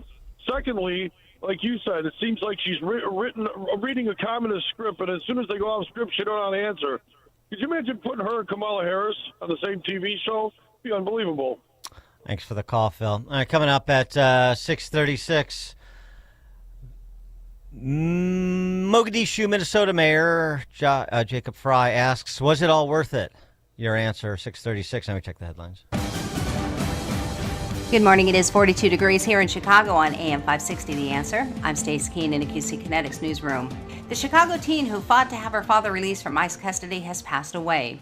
A spokesperson for the family says 16-year-old Ophelia Torres died following a battle with a rare and aggressive form of cancer. Just 3 days prior to her passing, a judge had ruled that Ophelia's father was conditionally entitled to receive a cancellation of removal due to the hardships his deportation would cause his children, providing a pathway to citizenship. Chicago police have issued a community alert regarding a robber in the Woodlawn area. Police say the victims all connected with the robber through a dating app. Police say when the victims met with the robber, he demanded the victim's property at gunpoint.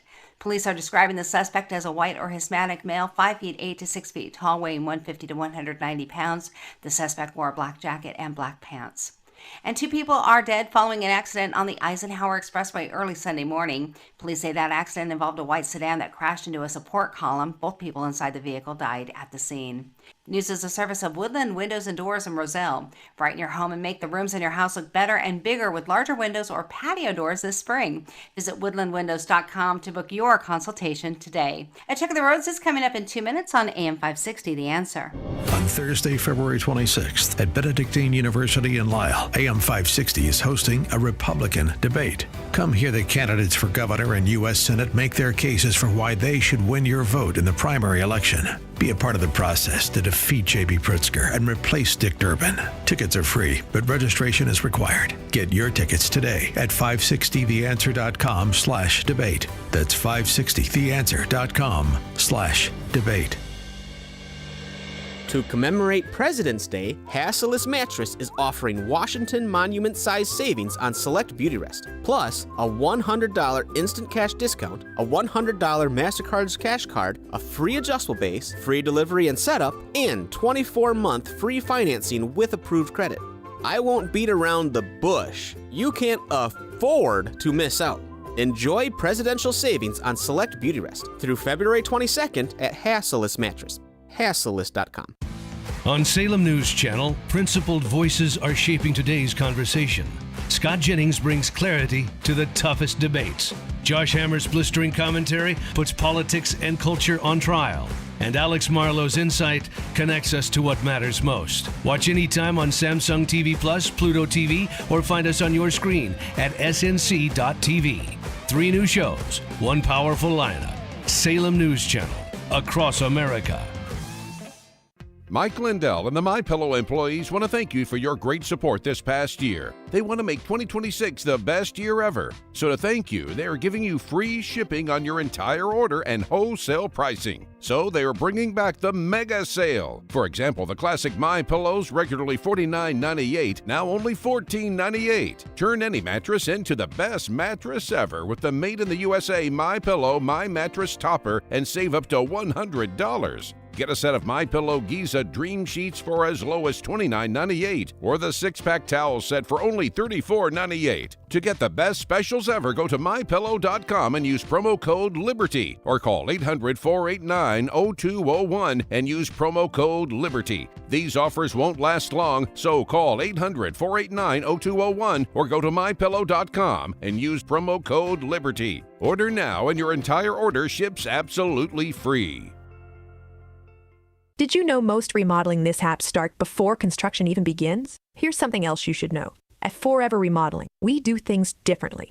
Every kitchen, bathroom, and basement project starts with smart planning, detailed 3D designs, a clear scope of work, and accurate pricing, all sorted out before you get started. No surprises, no stress, just beautiful results, done right the first time. Visit foreverremodeling.com. That's the number 4, EVER, remodeling.com, and schedule your free in-home consultation today. Town Hall News, where conservative voices cut through the noise from breaking headlines to fearless opinion. We report what matters without apology, written by people who actually believe what you believe.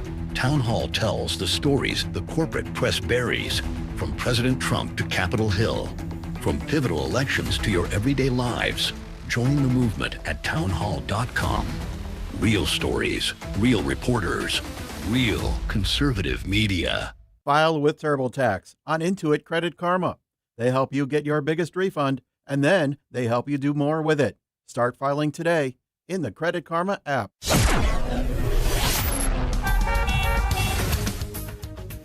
Taking a look at the roads from the Team Hochberg Traffic Center, I'm Jane Klaus.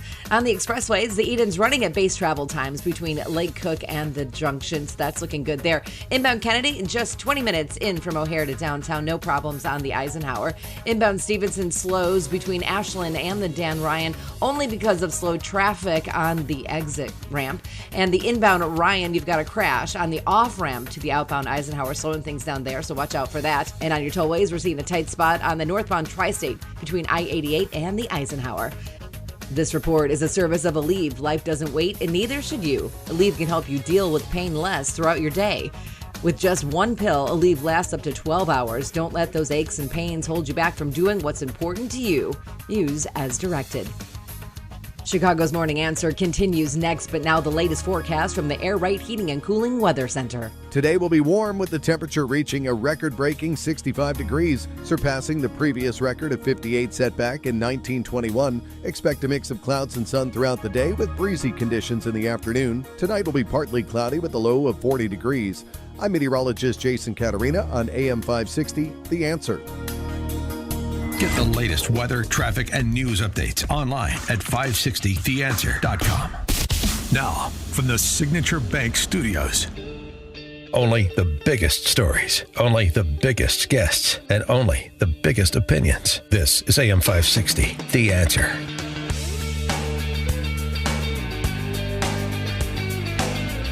Top of the morning, Dan Proft here. So, Hill Dog.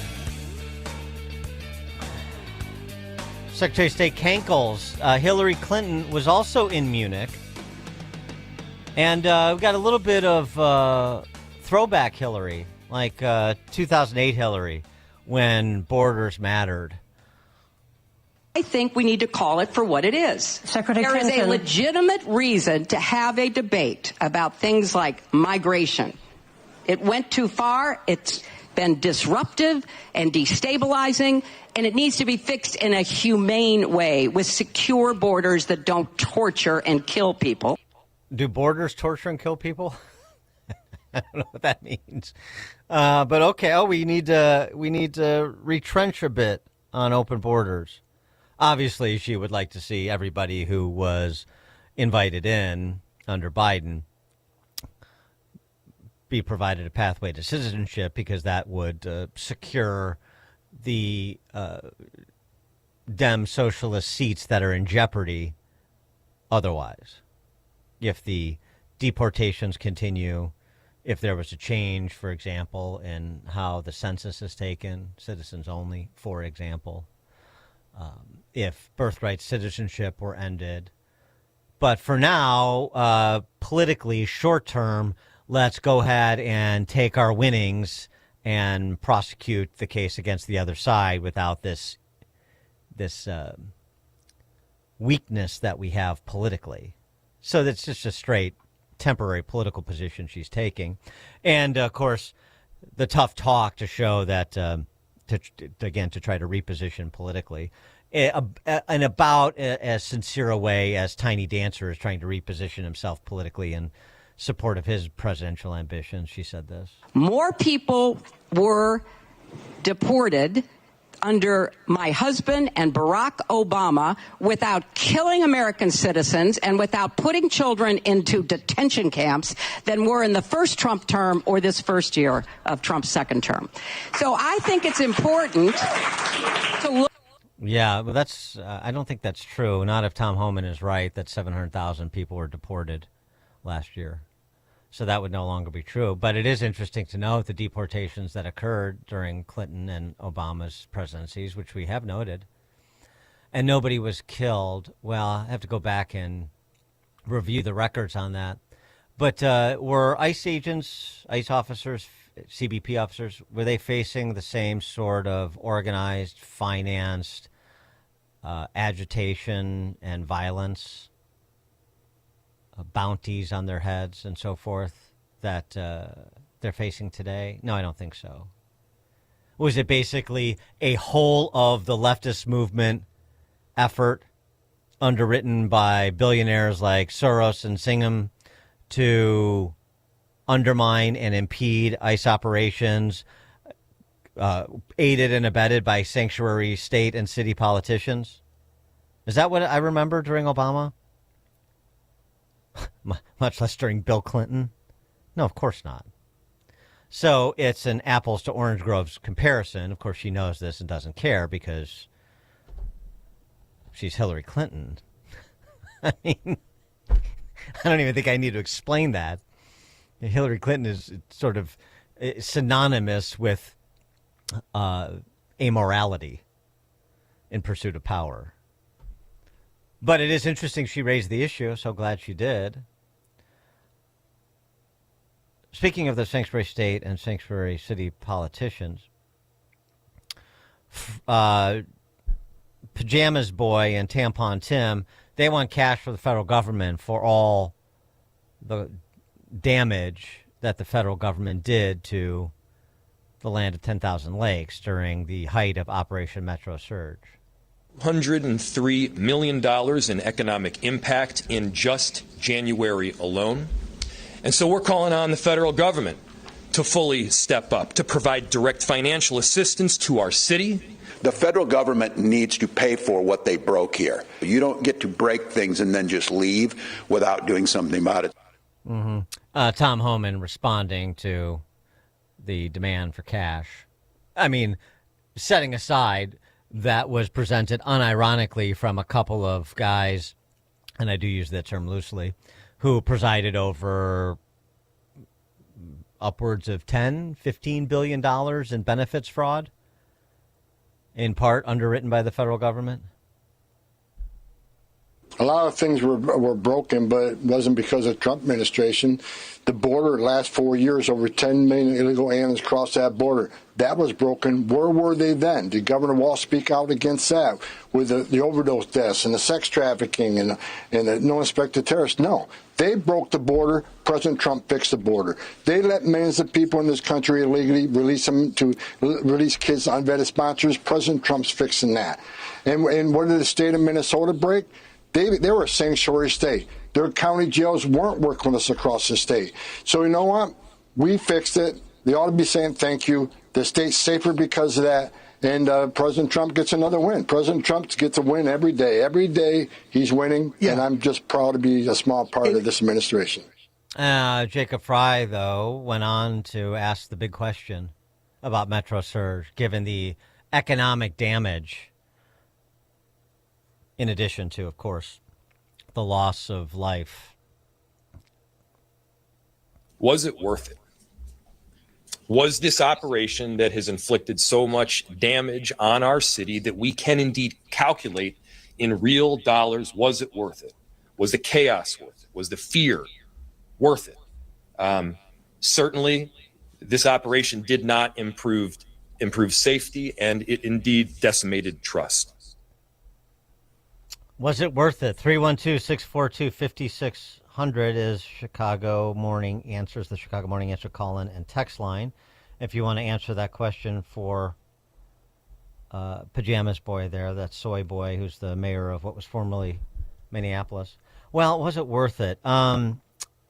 The report from Homan is that Operation Metro Surge resulted in 3,364 missing children being found. 3,364 missing children of the hundreds of thousands of kids that went missing when the borders were thrown open under the last president. I don't know. Is that worth it? Was it worth it?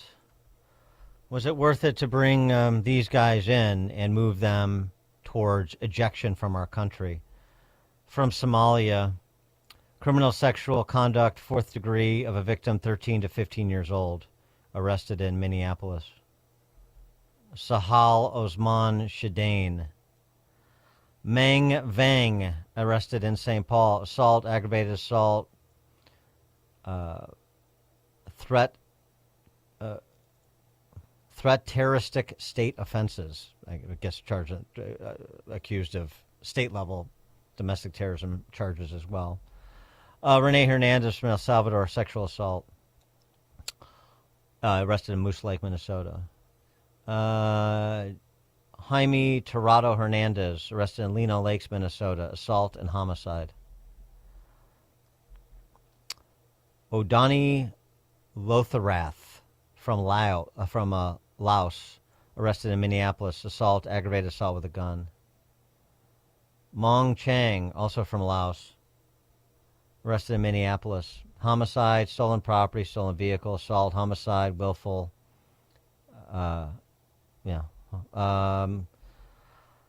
Francisco Jorge Salgado, arrested in Minneapolis, amphetamine, possession of a weapon, probation violation, assault.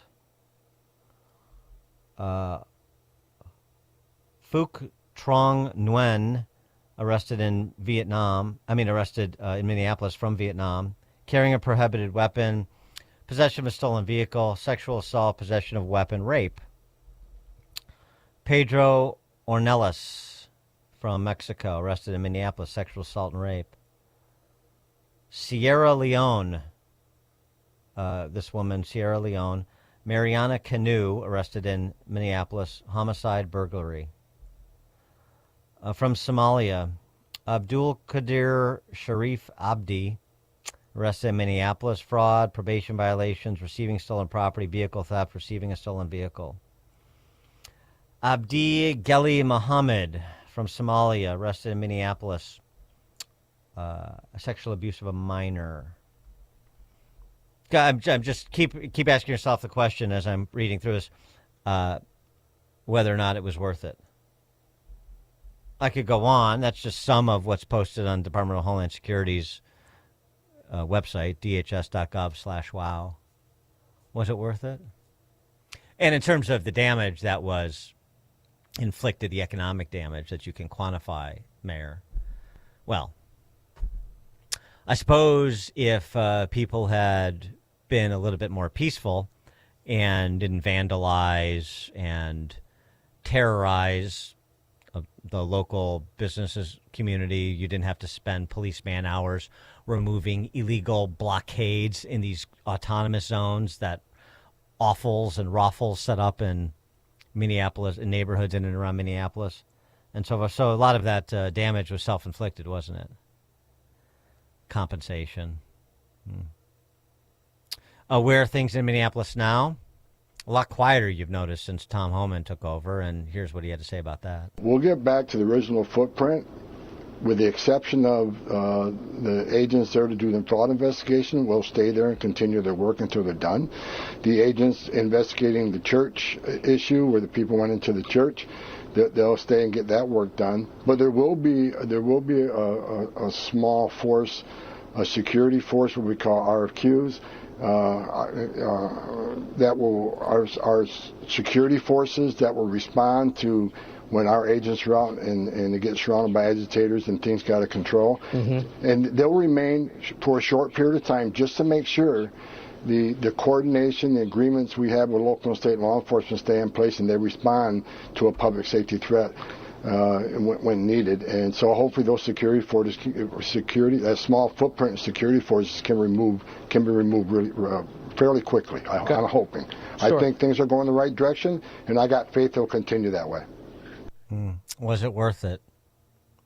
Was it worth it? Was it worth it to run the city and state the way that Pajamas Boy and Field Marshal Tim have run what was formerly Minneapolis and, frankly, what was formerly Minnesota? Was it worth it?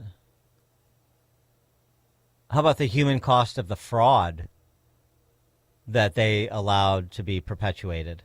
If that, ignoring whistleblowers coming from within Department of Human Services, at minimum, perhaps worse, we'll find out, hopefully.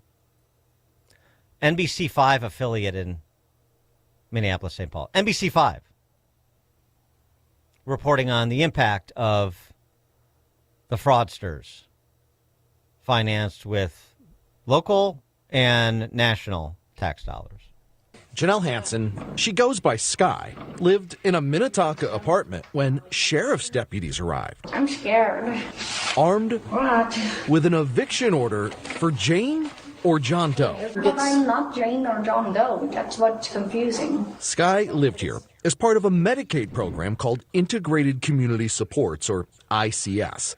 It's designed to help adults with disabilities live independently in their own apartment with one-to-one daily assistance. She was ordered to pack up what she could carry. Grab what you've just packed because we need to exit the apartment now. And get out. We need to go. Come on. Okay. We need to go. Let's go. How are you? Go. Okay, sorry. Set out to the hallway.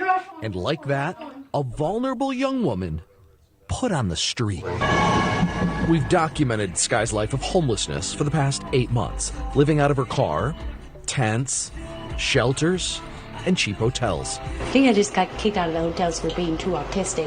Her former caregivers, American Home Healthcare LLC, are under investigation for fraud. They were billing Sky's Medicaid $421 per day, claiming they always provided 12 hours of service. Most days was like 2 hours, maybe 1 or 2 hours. Under investigation, the company and its owner, Jamal Mohammed, stopped paying rent. So Sky got evicted. Okay, let's go. Come on. Here we go. Push this. Just one of the vulnerable people paying the price through no fault of their own for Minnesota's fraud crisis. Thrown onto the street, homeless. They say that your home is in your heart. I'm investigative reporter AJ Lee. So because they don't care about Somali fraudsters, now an autistic girl is on the street. And we were paying for her care that they frauded. Medicaid, combined federal state program. So Jacob Frey, Tim Walz was the frauding of your residents and American citizens. Was it worth it? How about that impact? And how many other young people or even older people with autism or other disabilities are supposed to be supported by Medicaid programs are not being because you suborned the wide-scale fraud that you did? We going to get compensated? Mark in Oak Lawn. Hey, Dan. Great show. Thanks for taking my call. You know, these guys like Jacob Frey, they're all about misguided mercy. They don't care about anybody. They're just looking at themselves, trying to keep their bank accounts full. And, you know, they really don't have anything to offer in the job market. And they just work on people's emotions. And, you know, he should ask himself, was it worth it? All your hatred towards Trump, you know, trying to impeach a man, president, 4 times, stealing an election from him, trying to kill him a couple times. When I hear Hillary Clinton talking about the comparison with Obama and Trump, it's a joke because the media is so far against Trump. He's fighting 3 wars in this country. The media, the Democratic Party, and all the fraudsters. Thanks, Mark. Lewis, outside. Lewis. Oh, we lost Lewis. That's too bad. Yeah, was it worth it?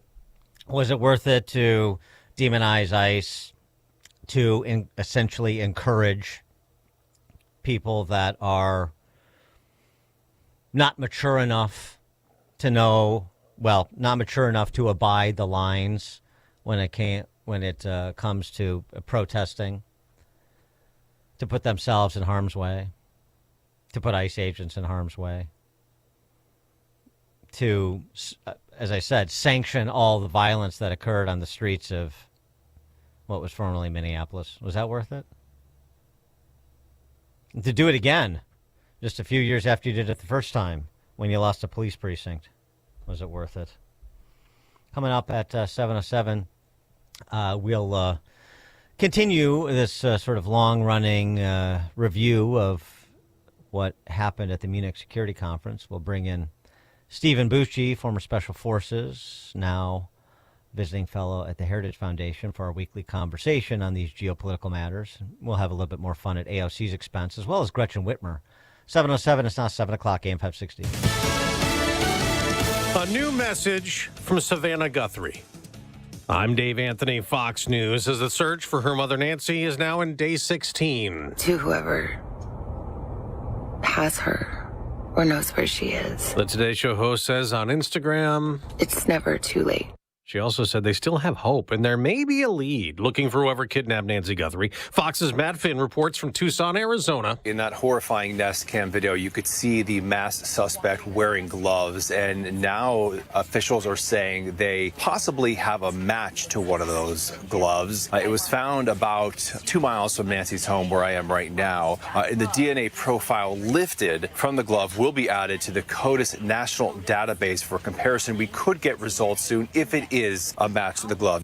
Homeland Security still has no funding, and with Congress on recess, it won't have it until at least next week. So essential workers from the Coast Guard to TSA Airport Security have to stay on the job and may miss paychecks. As Democrats hold up DHS funding, demanding immigration enforcement reform, including unmasking agents. House Minority Leader Hakeem Jeffries tells CBS Face the Nation. Why is it that ICE agents who are untrained are being unleashed on American communities with this type of lawlessness, violence, and brutality? But border czar Tom Homan points to an 8,000% increase in death threats against ICE officers as the reason for the masks. Homan also says the shutdown has not impacted immigration enforcement across the country because ICE and CBP are fully funded through the One Big Beautiful Bill. Some Republicans have cast Democrat objections to DHS funding as political theater. That's Fox's Madeline Rivera. A new round of U.S.-Iran talks scheduled tomorrow. Secretary of State Marco Rubio says it's a complicated thing. I mean, no one's ever been able to do a successful deal with Iran, but we're going to try. President Trump has threatened attacking Iran again like last year if Iran doesn't scale back its nuclear program. America's listening to Fox. WIND, Chicago. Good morning. It is 40 degrees here in Chicago on AM 560, The Answer. I'm Stace Keene in the QC Kinetics newsroom. As new federal work requirements for the Supplemental Nutrition Assistance Program, or SNAP, benefits take effect this month, Illinois lawmakers are considering a state-run program that would provide cash assistance to families whose benefits have been reduced or terminated for failing to meet the rules. Katrina Barker has the story. House Bill 4730 would offer one-time payments to eligible households via EBT card. Payments would be calculated in one of two ways. If SNAP is reduced, the household would receive 3 times the difference between their former benefit and the reduced amount. If SNAP is terminated, families would receive 3 times their last monthly benefit.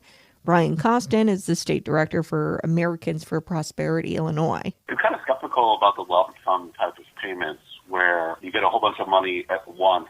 There's not a whole lot of evidence that is good policy. Costin emphasized the importance of integrating able-bodied adults without children into the workforce or volunteer activities, pointing to bipartisan welfare reforms in the 1990s as a model. Not empowerment to trap people in welfare forever. I'm Katrina Barker. The Chicago teen who fought to have her father released from ICE custody has passed away.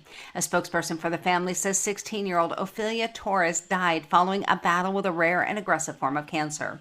Just 3 days prior to her passing, a judge had ruled that Ophelia's father was conditionally entitled to receive cancellation of removal due to the hardships that his deportation would cause his children, providing a pathway to citizenship. This report is a service of Goldilocks, offering Chicagoland state-of-the-art smart security systems to protect your home or business. AM 560 listeners receive 3 months of monitoring free with new installs. Get peace of mind by calling Goldilocks at 708-889-5600. Again, that's 708-889-5600. A check of the roads is coming up in 2 minutes on AM 560, The Answer. Scott Jennings sees a disconnect. 2/3 of Americans say that yes, local police and jails should hand illegal immigrants over to federal law enforcement. Of course, the Tim Walz and Jacob Fry position is that they will not cooperate. Democrats, it seems, are badly out of step with the American people. The Scott Jennings Show. Weekdays at noon, right before Hugh Hewitt at 2 on AM 560. The Answer. Following the attacks on 9/11/01, FDNY firefighter Daniel Foley assisted in the rescue and recovery efforts at Ground Zero. Daniel spent months and months searching for victims. Now, Daniel's death was the direct result of 9/11-related cancer. He leaves behind his wife, Carrie, and their children. Tunnel to Towers paid the mortgage on the family's home. Join us. Donate $11 a month to the Tunnel to Towers Foundation. Go to their website, the letter T, the number 2, the letter T.org. My name is Whitney Allen, and I'm a widow. My husband, Ryan, died. We never thought we'd ever have to use life insurance, but the unexpected happened. With Ethos, signing up was fast and 100% online. You can get a quote in seconds, apply in minutes, and get same-day coverage. No medical exams, and you can get up to $3 million worth of coverage. I'm grateful we were prepared. Get your free quote at ethos.com/term. That's ethos.com/term. Paid spokesperson. Time spent on application may vary. Online health questions required. The following advertisement includes a celebrity impersonation. Let me tell you, Chicago gets cold, very cold, and they love me in Chicago. The fake news isn't reporting it, but it's true. And you can't have your furnace fail in Chicago. That's no good. That's when you should call Air Right Heating and Cooling. The technicians, beautiful people. You're freezing, everybody's freezing. They show up fast, know what they're doing, and get the heat back on quickly. Air Right Heating and Cooling offers 24/7 service throughout Chicagoland. A broken furnace in Chicago is like living in Greenland. And believe me, I know Greenland. Very cold, lots of ice. These guys install the best furnaces. Frankly, it's not even close. Even Rosie O'Donnell would say I'm right, but she won't. For fast, reliable heating service, trust Air Right Heating and Cooling. Tell them AM 560 sent you and save $56 off any service. Nobody's ever done anything like that. Unbelievable. Visit them at air-right.com. That's AIR-RITE.com. Doing it right since 1959. This month, Pure Talk is honoring Jackson and Lincoln by offering unlimited talk, text, and plenty of data for just $25 a month. Meanwhile, Big Wireless is honoring Benjamin Franklin by charging families hundreds of dollars for the same 5G service. What's up with that? Ben Franklin wasn't even a president. When you switch to Pure Talk, you'll be in business with an American wireless company that supports our vets in a big way and keeps all their customer service in this country. That's important. And you'll be on the same towers the big carriers use, so you'll get the same 5G service without the inflated price. So hang on to your Benjamins and switch to Pure Talk for a Jackson and a Lincoln. No contract, no hidden fees. Dial pound 250, say Mike Rowe, and you'll get 50% off your first month when you switch. That's pound 250, Mike Rowe, for an American wireless company that is truly unprecedented. Pure Talk.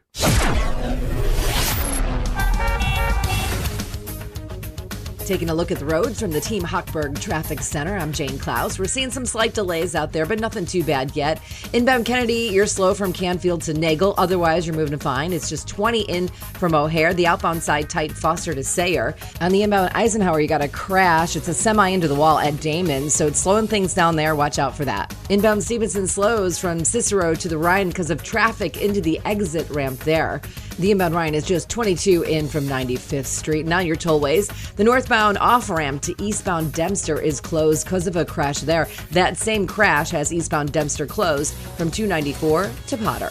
This report is a service of the daily podcast of Chicago's Morning Answer and The Sean Thompson Show. Hear both shows with limited commercials when you subscribe for free to the daily podcast at 560theanswer.com/podcast. Chicago's Morning Answer continues next, but now the latest forecast from the Air Right Heating and Cooling Weather Center. Today will be warm with the temperature reaching a record-breaking 65 degrees, surpassing the previous record of 58 set back in 1921. Expect a mix of clouds and sun throughout the day with breezy conditions in the afternoon. Tonight will be partly cloudy with a low of 40 degrees. I'm meteorologist Jason Caterina on AM 560, The Answer. Get the latest weather, traffic, and news updates online at 560theanswer.com. Now, from the Signature Bank Studios, this is Chicago's Morning Answer with Dan Proft on AM 560, The Answer.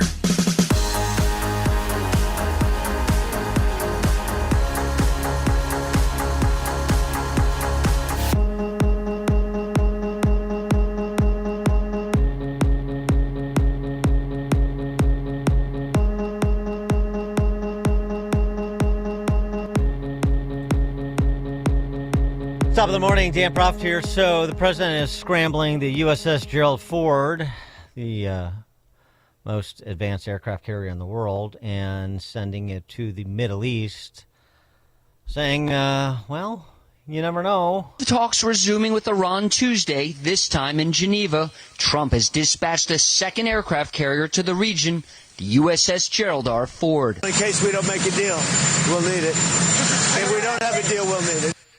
If we don't have a deal, we'll need it. It's a bit cryptic.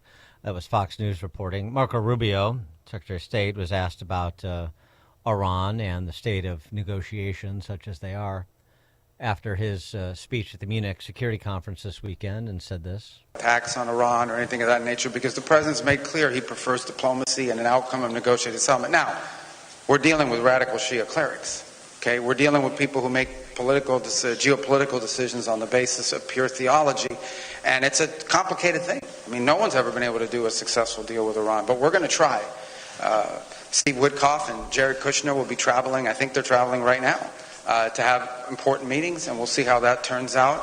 And we'll always comply with the applicable laws of the United States in terms of involving Congress in any decisions. But right now, we're not talking about any of that. We are postured in the region for one simple reason, and that is that we understand that there could be threats to our forces in the region. We've seen them be threatened in the past, and we want to make sure that we have sufficient capacity to defend them if, God forbid, that were to happen.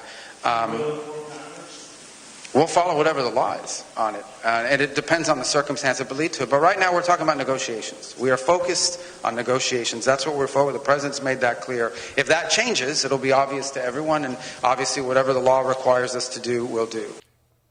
For more on this and many other matters, Stephen Bucci joins us. He served America for 3 decades as an Army Special Forces officer and top Pentagon official, now a visiting fellow in the Heritage Foundation's Allison Center for Foreign Policy Studies. Stephen, thanks for joining us. It's my pleasure. Thanks for having me back on the show. So the USS Gerald Ford is going to the Mediterranean because we'll need it if negotiations don't work. I mean, I hate to take Trump literally on that, but what is your interpretation of that statement? Well, it's part of the negotiations, and part of that is to let the Iranians know that we're serious, that negotiations have an endpoint with President Trump. And if you don't come up with something that he finds acceptable, that he moves to the next methodology, which is, kinetic engagement. And to do that, you got to have the equipment in the area. And the fact that he's going to have 2 aircraft carrier groups in the area this time, that means it's going to be pretty significant, or could be pretty significant, should he make that final decision. So if negotiations break down, if they don't get a deal to liking, you think that strikes are inevitable? Escalation is inevitable? It's not inevitable, but it's highly likely, particularly if the Iranians keep, playing games and saying, "Oh, no, we just want this," and well, let's talk some more. Maybe we should move over here. I think President Trump's going to get tired of that pretty quickly. And the fact that he's moving the second aircraft carrier group in there is an indicator that his patience is waning thin. Well, it's interesting because the patience of some of our erstwhile allies is even thinner. Canada's foreign minister said in announcing new sanctions on Iran, "We will not open diplomatic relationships with Iran unless there is a regime change." That doesn't leave much room to negotiate with the current regime. Yeah, you need to understand, and I think most people do, that our allies have a lot more room to talk tough because they're not going to do anything about it. The United States are the ones, probably in conjunction with Israel, that once that point is reached, that a decision to take military action against the regime is made, it's going to be the United States, maybe with some, help around the fringes from some of our friends in the region, but very unlikely. Canada's not going to play in it at all.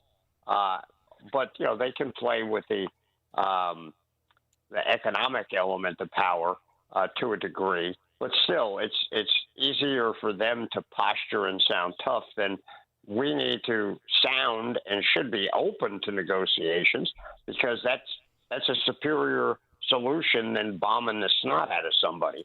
And even the Iranian government, not the Iranian people. But President Trump does need to leave that door open, because that's really what he believes. He would rather make a deal than to put our guys and gals at risk, or to waste all the money that it is that when you do a military action. But he's also not going to allow the Iranians to get a nuclear capability. He doesn't really like the fact that they've continued to develop their ballistic missile capability all through this time, and that basically they're fobbing them on. That ticks him off. And even though he's using his son-in-law and Mr. Witkoff, I mean, those are like his top two negotiators, other than Rubio himself, to work this. I think we've talked about it. It's not like he's sending John Kerry to do the negotiations. So we're either going to get a deal or we're not, and then we're going to take action that is likely, though not necessarily, the reason, it's likely to lead to regime change. And in my opinion, I think that's a good thing for the Iranian people and a good thing for the region. But, I'm up for negotiated settlements. That makes way more sense as one of those people that used to be on the ticket to go and be involved in these things. So if it does get to the point where negotiations break down and it's time to send a stronger message, that message is not, you don't think, coming with targeted strikes against the Revolutionary Guard or specific higher-ups in the regime. It is coming with the objective of regime change and nothing short of that. Well, I think those first steps that you mentioned would be the exact things I would do to move towards regime change. They could do that, see if the people rise up, see if the rest of the military says, you know what, we're done with these guys. Let's get rid of them ourselves. I don't think you'll see, the mother of all attacks on Iran as the first step of kinetic activity. I think you will see some intermediate step as the one you described initially, going after the IRGC, going after other key leaders and key institutions that assist them in maintaining control of the people. And if that doesn't cause things to change, cause them to come to a decision to, jettison these programs that they seem to refuse to give up, then you will see a larger step. With two carrier battle groups, you've got a lot of options. And, they're not necessarily, it isn't always go to the big hammer 100% first step. There's usually intermediate steps, even with kinetic responses. So, I mean, the rhetoric we're getting from the mullahs is typical of the Iranians playing, and I hate to besmirch the legacy of Dean Smith, but essentially their four-corner rhetorical offense, right? They're just passing the ball around. On the one hand, the foreign minister says, I must say very clearly and precisely, Iran's missiles and defense systems will never be subject to any negotiations. And then in the same sentence, just about next breath says, they're open to a new nuclear deal that actually makes money for both sides. They think they have a mind's eye into Trump. For the agreement to last, the U.S. must benefit too. Oil, gas, joint fields, mining, aircraft purchases are all on the table. So they're suggesting that we can make an economic deal if you turn a blind eye to our weapon systems and even nuclearization program. I don't know that they're serious on either one of these scores, but give us your interpretation of some of these mixed messages and essentially what they're, I assume, trial ballooning to see, well, we can just cut a deal where we buy some stuff from the U.S., which why would we provide weapons to the Iranians? Exactly. And then, but we can do like an economic deal because Trump likes to do economic deals. Is essentially it. Yeah, I think it shows you the skill culturally of the Iranians as negotiators. They are tough. They're hardcore, and they'll stay that way until it looks like this doesn't seem to be working. All right, let's take the next step. Let's offer them some kind of deal that and picking a deal that is crafted exactly to tempt the man they're negotiating with. Because even though Kushner and Witkoff are the ones going, they know they're really negotiating with Donald Trump, and he does like economic deals. That's always in his mind is the economic betterment of the American people. But I don't think he's going to sell the security of America and the security of Israel and our other allies in the region just to make to sell a couple extra airplanes. That's sorry, mullahs. That is so not sweet enough that would even be considered. I think it's a sign that the mullahs realize they are in a very weak position, and because they haven't moved in that direction in my memory.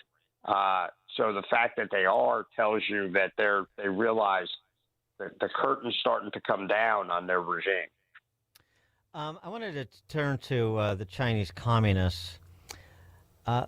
The Homeland Security Task Force in Jacksonville, Florida, announced a multi-jurisdictional enforcement operation charging individuals involved in a Chinese transnational criminal organization for marriage fraud. Some might think that's a redundant phrase. The organization recruited service members, U.S. service members, to participate in fraudulent marriages and enable Chinese nationals to obtain immigration benefits and access cards for U.S. military installations. In an unsealed 3-count indictment, 11 people were charged in the scheme with marriage fraud conspiracy, marriage fraud, and bribery conspiracy. But, I mean, this is another sort of angle into trying to get U.S. secrets and compromise secure, sensitive U.S. facilities and maybe even launch attacks on the homeland from the inside by the Chinese Communist Party. It's just I hadn't heard of this nature of black ops, but there it is. Yeah, this is, I think, with the Chinese is more likely a straight up espionage thing. It's a honey trap on steroids. Not only do you get the better notify Eric Swalwell. Yeah, it's not only do you get that, but you have the financial elements to it, paying people off and doing that. The Chinese are not inclined to do what jumps to our mind of a terrorist operation against us.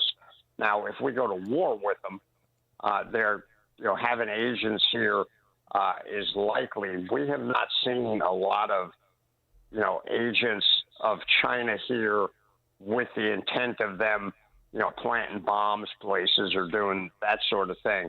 They do try and get into our industrial control systems of our computers and infrastructure.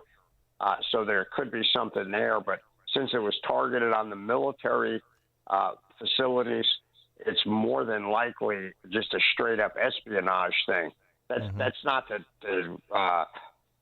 lowball it and say this is not a big deal.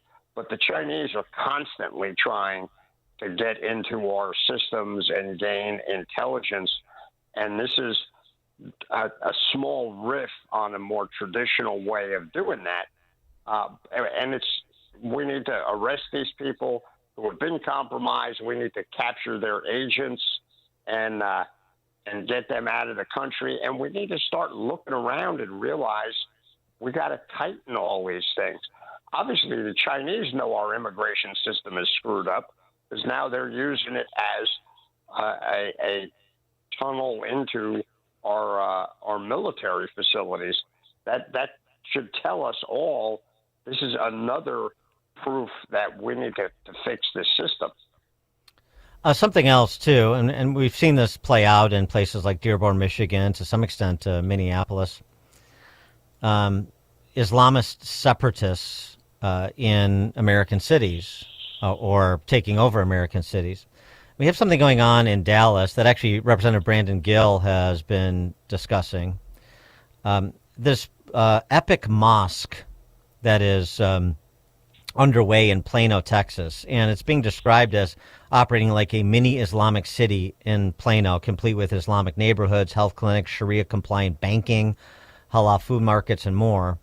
The imam who is behind the epic mosque is somebody who has raised funds for Hamas-linked charities, quote-unquote, has been on the Homeland Security's terrorist watch list, declared the Holocaust a hoax, and defended the Taliban. I think you're starting to get the picture here. The Islamicization of American cities on this level with individuals that have this profile, this speaks to federal immigration policy, speaks to a national security eye to federal immigration policy. But I mean, this Islamicization, as I said, of American communities, it seems like something that should perhaps be raised up and addressed writ large. Oh, absolutely. But you realize that as soon as that happens, if it does under this administration, Islamophobia, blah, blah, blah. Yeah, the entire Democrat Party will be crying foul. All of their activist judges will be, listening to court cases to say how this was profiling and, religious prejudice and everything else. I'm sorry, if people of one particular sort are, I'm not saying we should ban Islam in America, but when we have cases like this, they need to be prosecuted. They need to be investigated because it looks pretty sketchy to anybody with, any sort of engaged brain. When you look at it, there's danger there. And everybody in those communities, as you mentioned, Dearborn or Minneapolis or now down in Plano. Actually, southwest suburbs in Chicagoland, too. Yeah, but go ahead. I'm sorry. It doesn't mean that everybody who lives there is bad. No. Immigrant communities tend to cluster together and always have. But if there are cells within those communities that have nefarious intent, we need to be checking it out. We need to investigate, and we need to prosecute when it's appropriate. And if that offends the woke view of some other people, the Karens out there that are, think anything our government does is clearly, it's immediately we're all Nazis. We should not be dissuaded by that crazy kind of interpretation from doing what we need to do to protect our citizens and protect our national security. Because you're a friend, I don't think I should be the only one that gets the joy of commenting on what AOC had to say in Munich as she's auditioning on the global stage to be taken seriously as a possible presidential candidate, ostensibly. She was asked the tough question about, hey, what if China invades Taiwan, something clearly she's never thought about. And this is what she said. I'm going to give you the, like I said, you should be able to have some fun, too, not just me. Would and should the U.S. actually commit U.S. troops to defend Taiwan if China were to move? I think that this is such a, I think that this is this is, of course, a very longstanding policy of the United States. And I think what we are hoping for is that we want to make sure that we never get to that point. And we want to make sure that we are moving in all of our economic research and our global positions to avoid any such confrontation and for that question to even arise. Yeah. What do you think, Steve? She hasn't won my vote yet. Let's put it that way. No. No. Come on. how could you not be prepared if you're at a foreign policy event and you're, as you're saying, you're auditioning? That's one of the top three, security questions that the American leadership has to address. Any leadership that comes in of any party, and to not have at least a competent answer other than, well, it's really important, and we'd rather not do that. Nuclear weapons, if they go off, they're bad. Yeah, okay, thanks, Congresswoman. Really showing your expertise there. Correct me if I'm wrong, too. Not that she knows there is such a thing, but the One China policy does not commit us to troops if China were to move on Taiwan, which she essentially said was longstanding U.S. policy. It's never been U.S. policy, in fact. No, it's not. And, is a support of Taiwan one of our pillars? Yeah, pretty much has been. We at least imply that to mainland China regularly. We do the freedom of navigation stuff all around the Chinese coastline. But we do not have like an Article 5 agreement with Taiwan. We don't. In fact, we very specifically don't. And, the One China policy is, the key is that we don't have that out there on paper.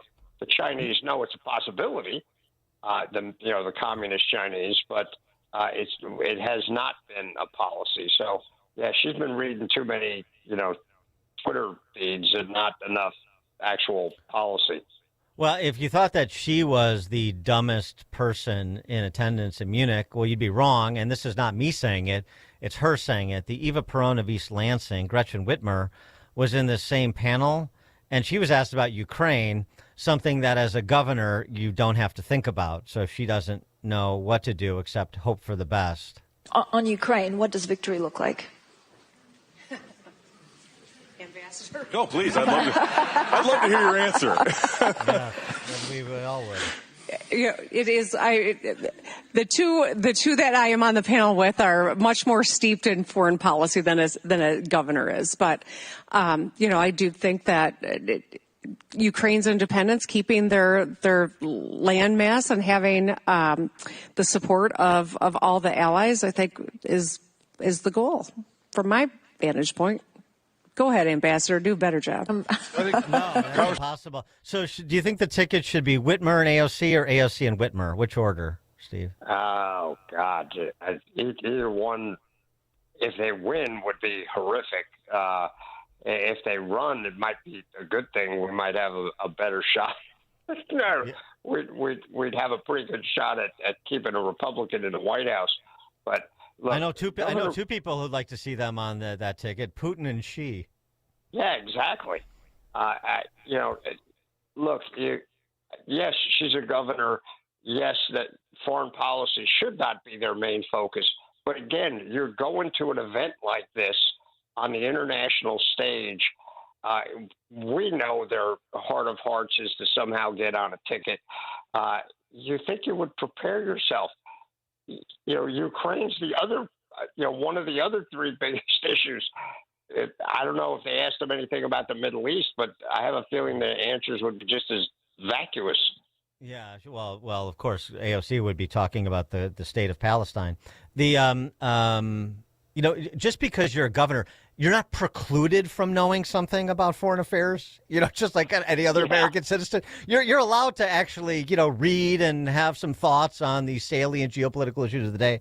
But I don't want to set the bar too high for them. Stephen Bucci served America for 3 decades as Army Special Forces officer and top Pentagon official. Now visiting fellow in the Heritage Foundation's Allison Center for Foreign Policy Studies. Stephen, thank you as always. It's my pleasure. We look forward to talking to you next week. We'll talk to you then. Thank you, sir. And Stephen joined us on Chicago's Morning Answer. It's like a hot, steaming cup of information to start your day. It's Chicago's Morning Answer on AM 560. The Answer.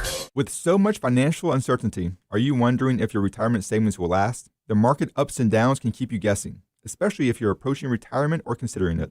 Hi, I'm Edward Jones financial advisor Nolan Webster. If you have more questions than answers about what's next, let's work together to help ensure you're prepared for your journey. After all, retirement isn't the end of the trek, it's the new beginning. Stop by our office in Palatine or call 224-801-6107. That's 224-801-6107. Edward Jones, member SIPC. If moving safely around your home is a concern, you deserve clear answers, not a sales pitch. Access will help you improve home accessibility with practical solutions like lifts, grab bars, and home modifications, designed to fit your home, your needs, and budget. Experienced professionals will take the time to explain your options so you can make an informed decision. If staying safe and comfortable in your home matters to you, start with a free in-home consultation. Call Access at 630-616-6249 or visit allaboutaccess.com. AM 560, The Answer.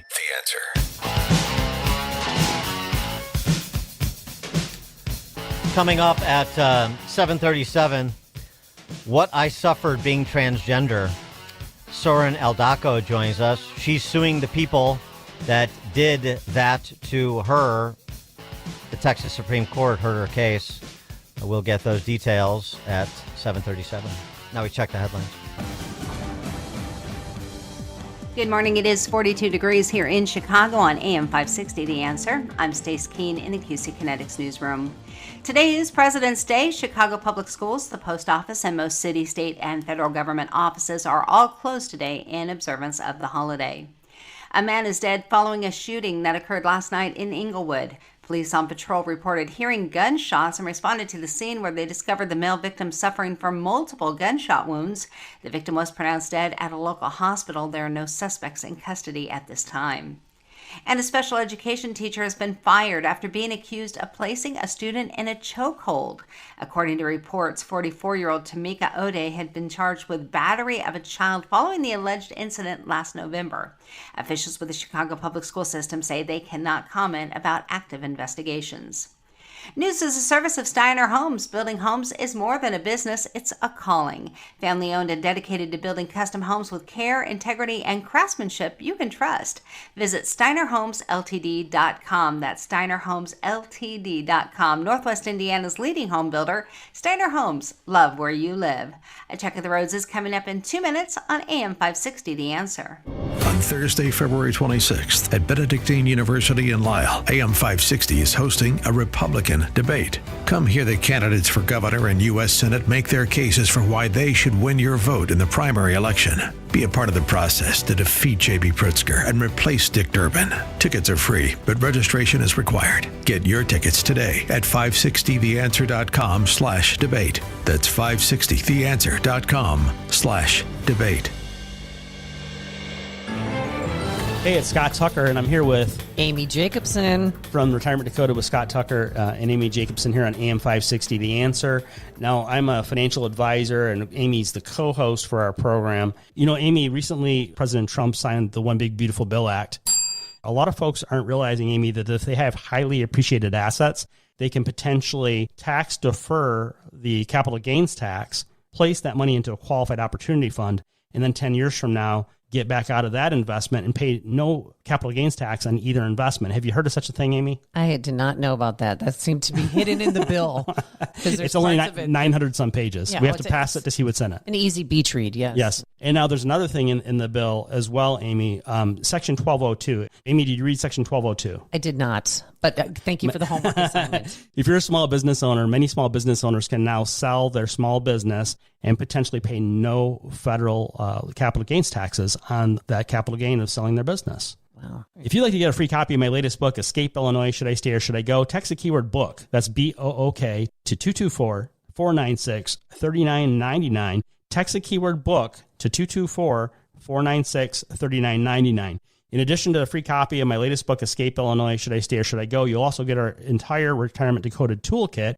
We'll also give you the opportunity to talk to us 15 minutes for free over the telephone at another time so we can go through the One Big Beautiful Bill Act with you, show you how to potentially sell your highly appreciated assets and pay no federal capital gains tax, how qualified opportunity funds work, and also if you're a small business owner, how to potentially pay no capital gains on the sale of your small business through Section 1202, the One Big Beautiful Bill Act. Text book to 224-496-3999 or call that very same number, 224-496-3999. Investment advisory services made available through AE Wealth Management, LLC, a registered investment advisor. Firm does not offer tax advice. At Terra Vista of Oak Brook Terrace, dementia care isn't just what we do. It's all we do.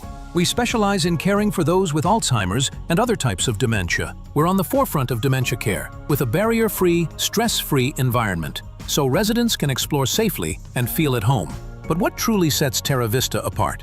Personalized care. We take the time to learn each resident's story, where they lived, their routines, former careers, even the names of family members. Anyone who interacts with your loved one can immediately make them feel comfortable and understood. We meet our residents right where they are. Residents stay strong and engaged with multi-sensory activities, music, art, horticulture, our beautiful 18,000 square foot outdoor space, and even a personal trainer. At Terra Vista, residents aren't defined by their dementia. We honor the whole person. Speak to an advisor or schedule a tour today at terravista.org. Again, that's terravista.org, and tell them AM560 sent you. Hair Volume from New Nordic will make your hair look thick and healthy. Hair Volume is available online at Amazon and newnordicusa.com or in the hair care aisle at your local CVS. Taking a look at the roads from the Team Hochberg Traffic Center, I'm Jane Klaus. Not too many delays on this President's Day holiday. The Edens is fine inbound Kennedy, slows Canfield to Foster. It's 20 minutes into downtown from O'Hare. Up on side, just 27 minutes back out to the big airport. Inbound Eisenhower has your typical slow pockets. It's just 18 in from Wolf to the old post office. Inbound Stevenson, your tight Cicero to Western. It'll take you 20 minutes from the Tri-State to DeSable Lakeshore Drive. And on the inbound Ryan, you got the express lane slow from Pershing to the Stevenson. And on southbound DeSable Lakeshore Drive, you've got a stall blocking the center lane at 57th Street. Looking at the tollways, we've got the southbound Tri-State. There's a crash on the off-ramp to Route 132. This report is a service of Blindster.com. Kyle Cox started Blindster in his garage back in 2010. Since then, they've sold millions of custom blinds, shades, and shutters nationwide. Their blinds are DIY friendly, guaranteed to fit, and always cheaper than big box stores. Blindster.com. Chicago's Morning Answer continues next, but now the latest forecast from the Air Right Heating and Cooling Weather Center. Today will be warm as the temperature reaches a record-breaking 65 degrees, surpassing the previous record of 58 set in 1921. Expect a mix of clouds and sun throughout the day with breezy conditions in the afternoon. Tonight will be partly cloudy with a low of 40 degrees. I'm meteorologist Jason Caterina on AM 560, The Answer. Get the latest weather, traffic, and news updates online at 560theanswer.com. This hourly segment is brought to you by Goldilocks, offering smart security systems to homes and businesses. Call Goldilocks at 708-889-5600. Now, from the Signature Bank Studios. Be a part of AM 560's Republican debate on Thursday, February 26th at Benedictine University in Lisle. Get your free tickets today at 560theanswer.com/debate.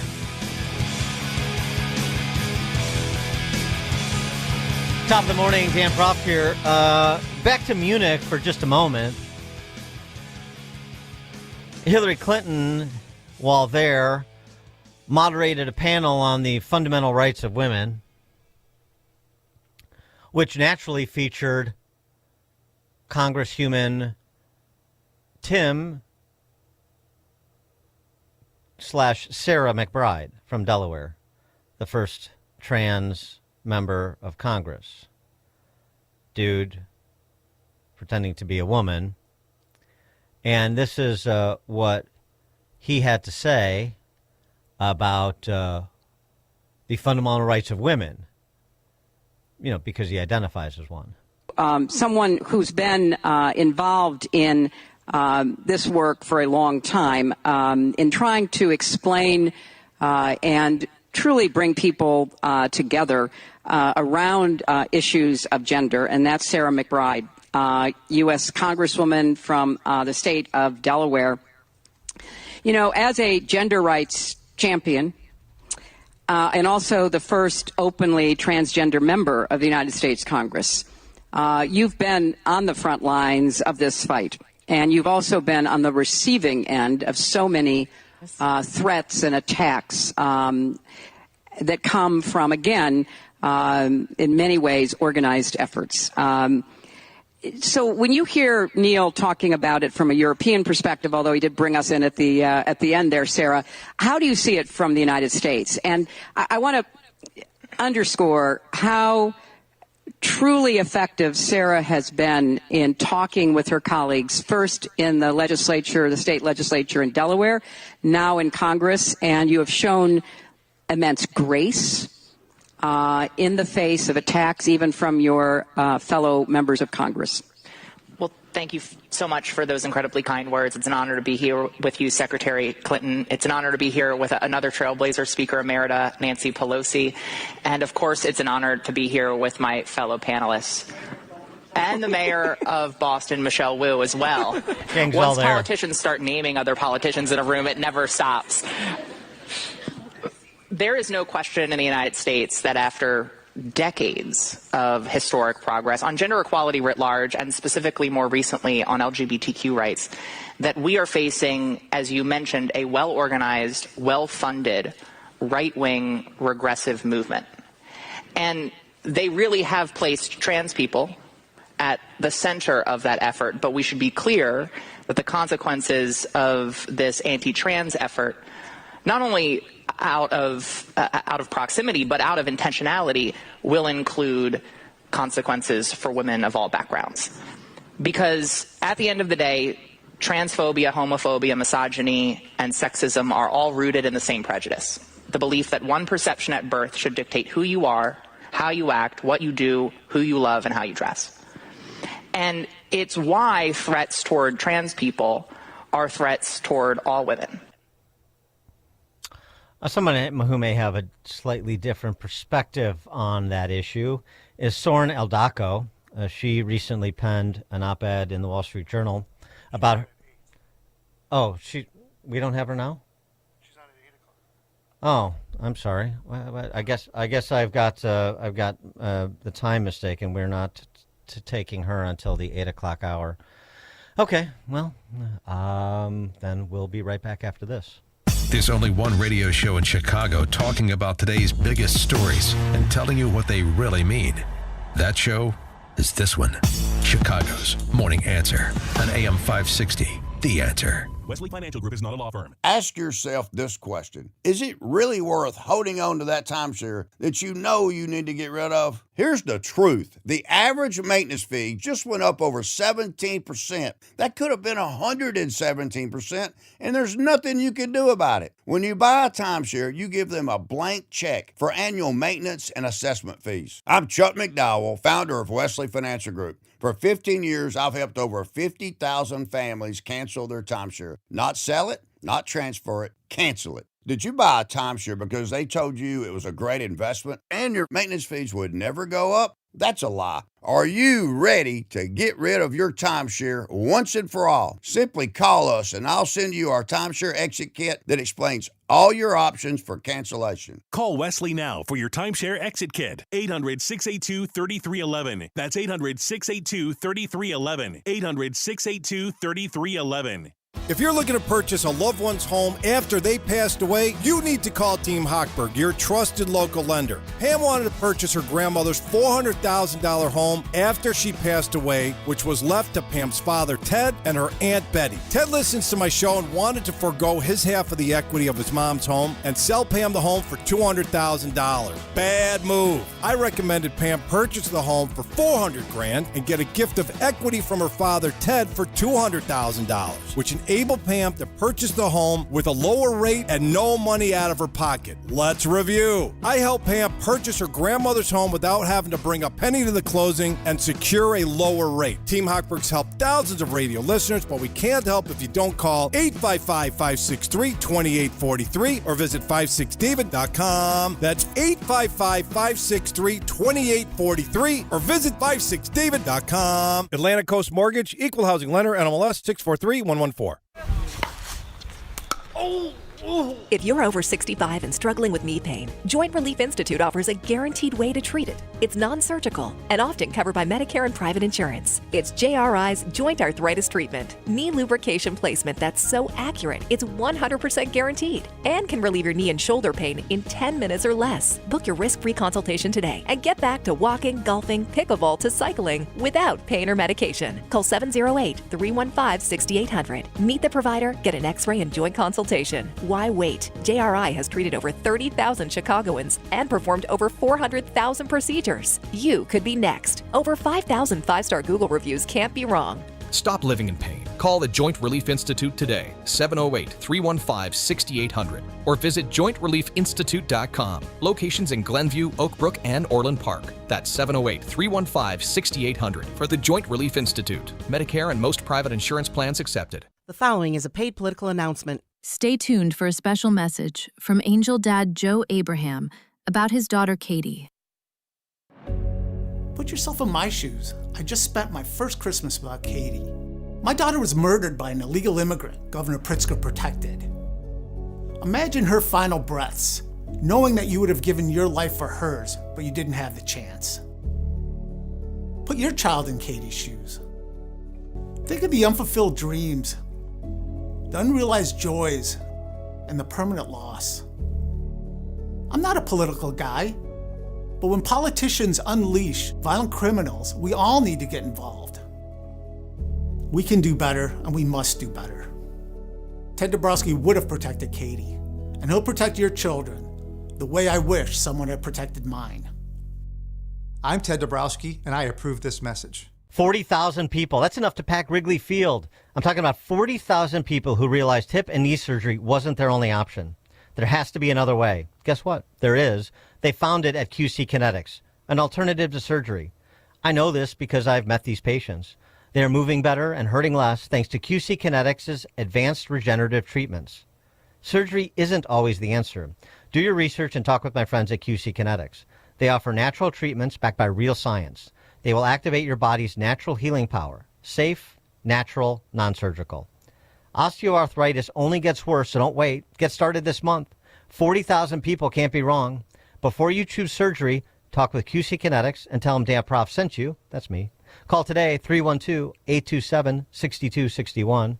That's 312-827-6261. Once more, call QC Kinetics, 312-827-6261. Hey, it's Mike Gallagher, hoping you'll join me on the unforgettable Gulf of America cruise happening in November of 2026. Imagine this: turquoise waters, white sand beaches, incredible food, insightful conversations about the future of America. Scott Jennings and I will be your hosts. We'll dive into the issues shaping America as we cruise through some of the most stunning destinations while honoring the 250th anniversary of our nation. Book your cabin today. Text the word cruise to 94878. Text cruise to 94878 or visit mikeonline.com. Welcome back to Ask Hassellus. I give up. Where are they? Who? Hassellus Mattress employees. Hassellus Mattress showrooms really are employee-free. Give our mattresses a try with no pushy sales guy. Don't believe it. You won't believe our prices either. Beauty Rest, Sealy Posturepedic, and more for way less. Free next day delivery, too. Sure. Next you'll say I can get a free adjustable base with my purchase through Monday. As a matter of fact, yes. Oh, come on. Find an employee-free showroom near you at Hassellus.com. AM 560, The Answer. Top of the morning, Dan Proft here. Back to the Munich Security Conference on another matter. We'll have Sorna Dalko at the top of the 8 o'clock hour, as I mentioned. But what Alyssa Slotkin had to say about the 2026 elections. So you'll be hearing this from all of the neo-Marxist candidates up and down the ballot in Illinois as well. You've been hearing it from Jelly Belly for more than a year as it is. The 2026 elections, you know, Donald Trump's going to try and steal them. That's what Slotkin spent her time arguing in Munich. I stand here as an American senator feeling very concerned about the 2026 elections in November. He is telling us what he wants to do. He is laying it out for us, and it is up to the Americans to believe him.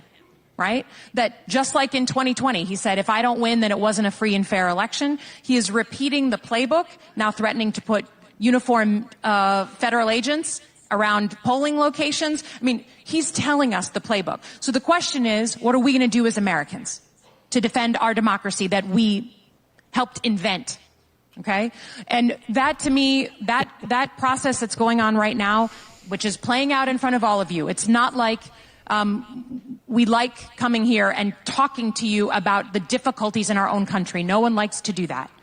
But it is playing out in front of you, and the question is, will the American people, and when will the American people feel like the issues of democracy are actually not someone else's issues, their kitchen table issues? They affect my everyday life, my safety, my family, my security. Well done, Michigan. Alyssa Slotkin over Mike Rogers. Well done. Armed federal agents at polling places. Why would that bother you if you don't want people who don't have the right to vote? You're not one of them, so why would that bother you? Why would it bother you to have any more than it would bother you to have off-duty police at polling places? Like, oh, by the way, we do in Cook County all the time.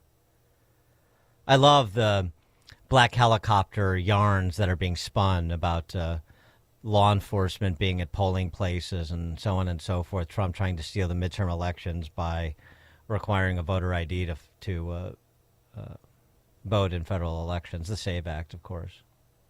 And frankly, I like the better challenge that was issued. Not the one that Alyssa Slotkin issued in Munich, but the one that Representative Tim Burchett, who's growing to be one of my favorite congresswomen, Tim Burchett from Tennessee, had to say about the SAVE Act, with a specific challenge to a group that I mentioned before, those MAGA voters with short attention spans. We're getting ready to pass this SAVE Act. So what's going to be your excuse now for being lazy? I guarantee you, if you ask God what you need to be doing, it's not going to be sitting on your butt on Election Day watching the dadgum View and those cluckheads. We need to get motivated. You need to get registered to vote. You need to get it. There is no excuse. The only excuse you have is arrogance and laziness.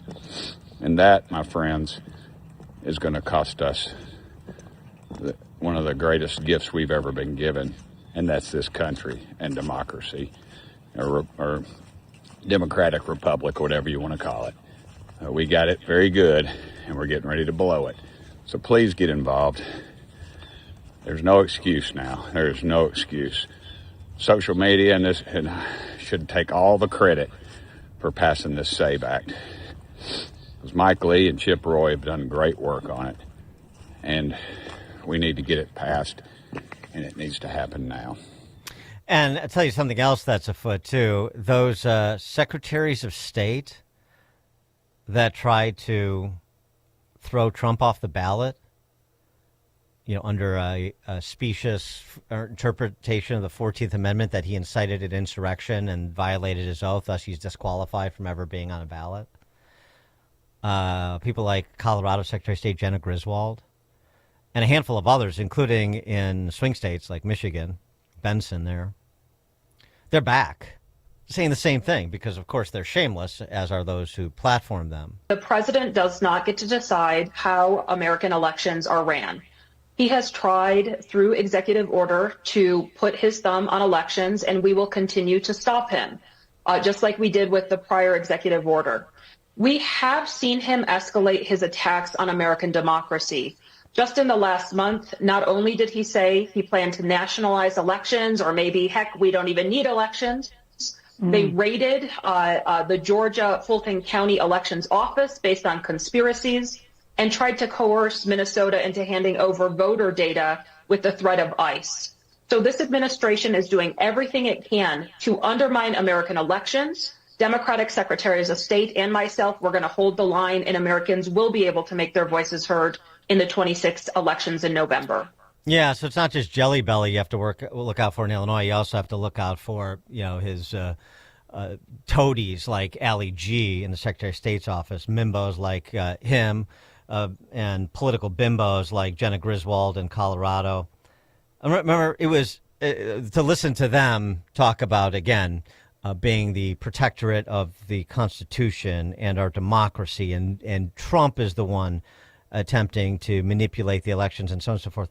Both Sheena Bellows, the Maine Secretary of State, you remember her, and Jenna Griswold, rebuked by the Supreme Court for attempting to keep Trump off the 2024 ballot under their novel interpretation of the 14th Amendment that was being advanced, by hook or by crook by the left. Rebuked by the Supreme Court.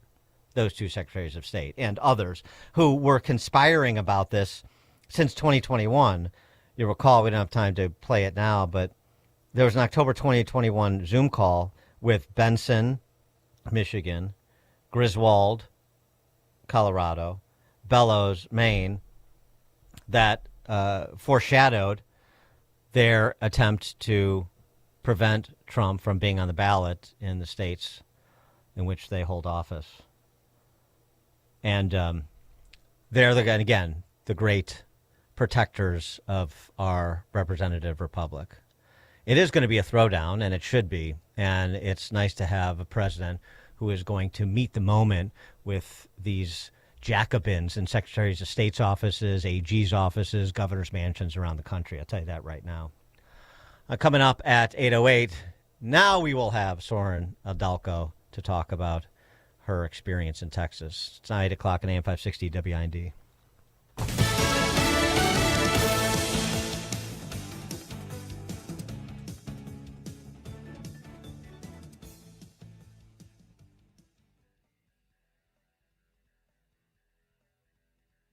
We still have hope, and we still believe.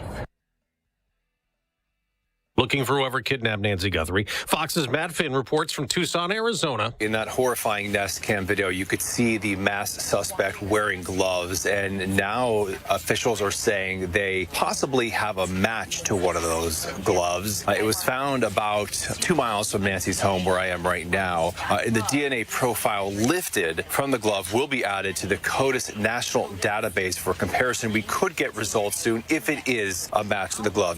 Homeland Security still has no funding, and with Congress on recess, it won't have it until at least next week. So essential workers from the Coast Guard to TSA Airport Security have to stay on the job and may miss paychecks, as Democrats hold up DHS funding, demanding immigration enforcement reform, including unmasking agents. House Minority Leader Hakeem Jeffries tells CBS Face the Nation. Why is it that ICE agents who are untrained are being unleashed on American communities with this type of lawlessness, violence, and brutality? But Border Czar Tom Homan points to an 8,000% increase in death threats against ICE officers as the reason for the masks. Homan also says the shutdown has not impacted immigration enforcement across the country because ICE and CBP are fully funded through the One Big Beautiful Bill. Some Republicans have cast Democrat objections to DHS funding as political theater. That's Fox's Madeline Rivera. A new round of U.S.-Iran talks scheduled tomorrow. Secretary of State Marco Rubio says it's a complicated thing. I mean, no one's ever been able to do a successful deal with Iran, but we're going to try. President Trump has threatened attacking Iran again like last year if Iran doesn't scale back its nuclear program. WIND, Chicago. Good morning. It's 43 degrees here in Chicago on AM 560 The Answer. I'm Stace Keene in the QC Kinetics newsroom.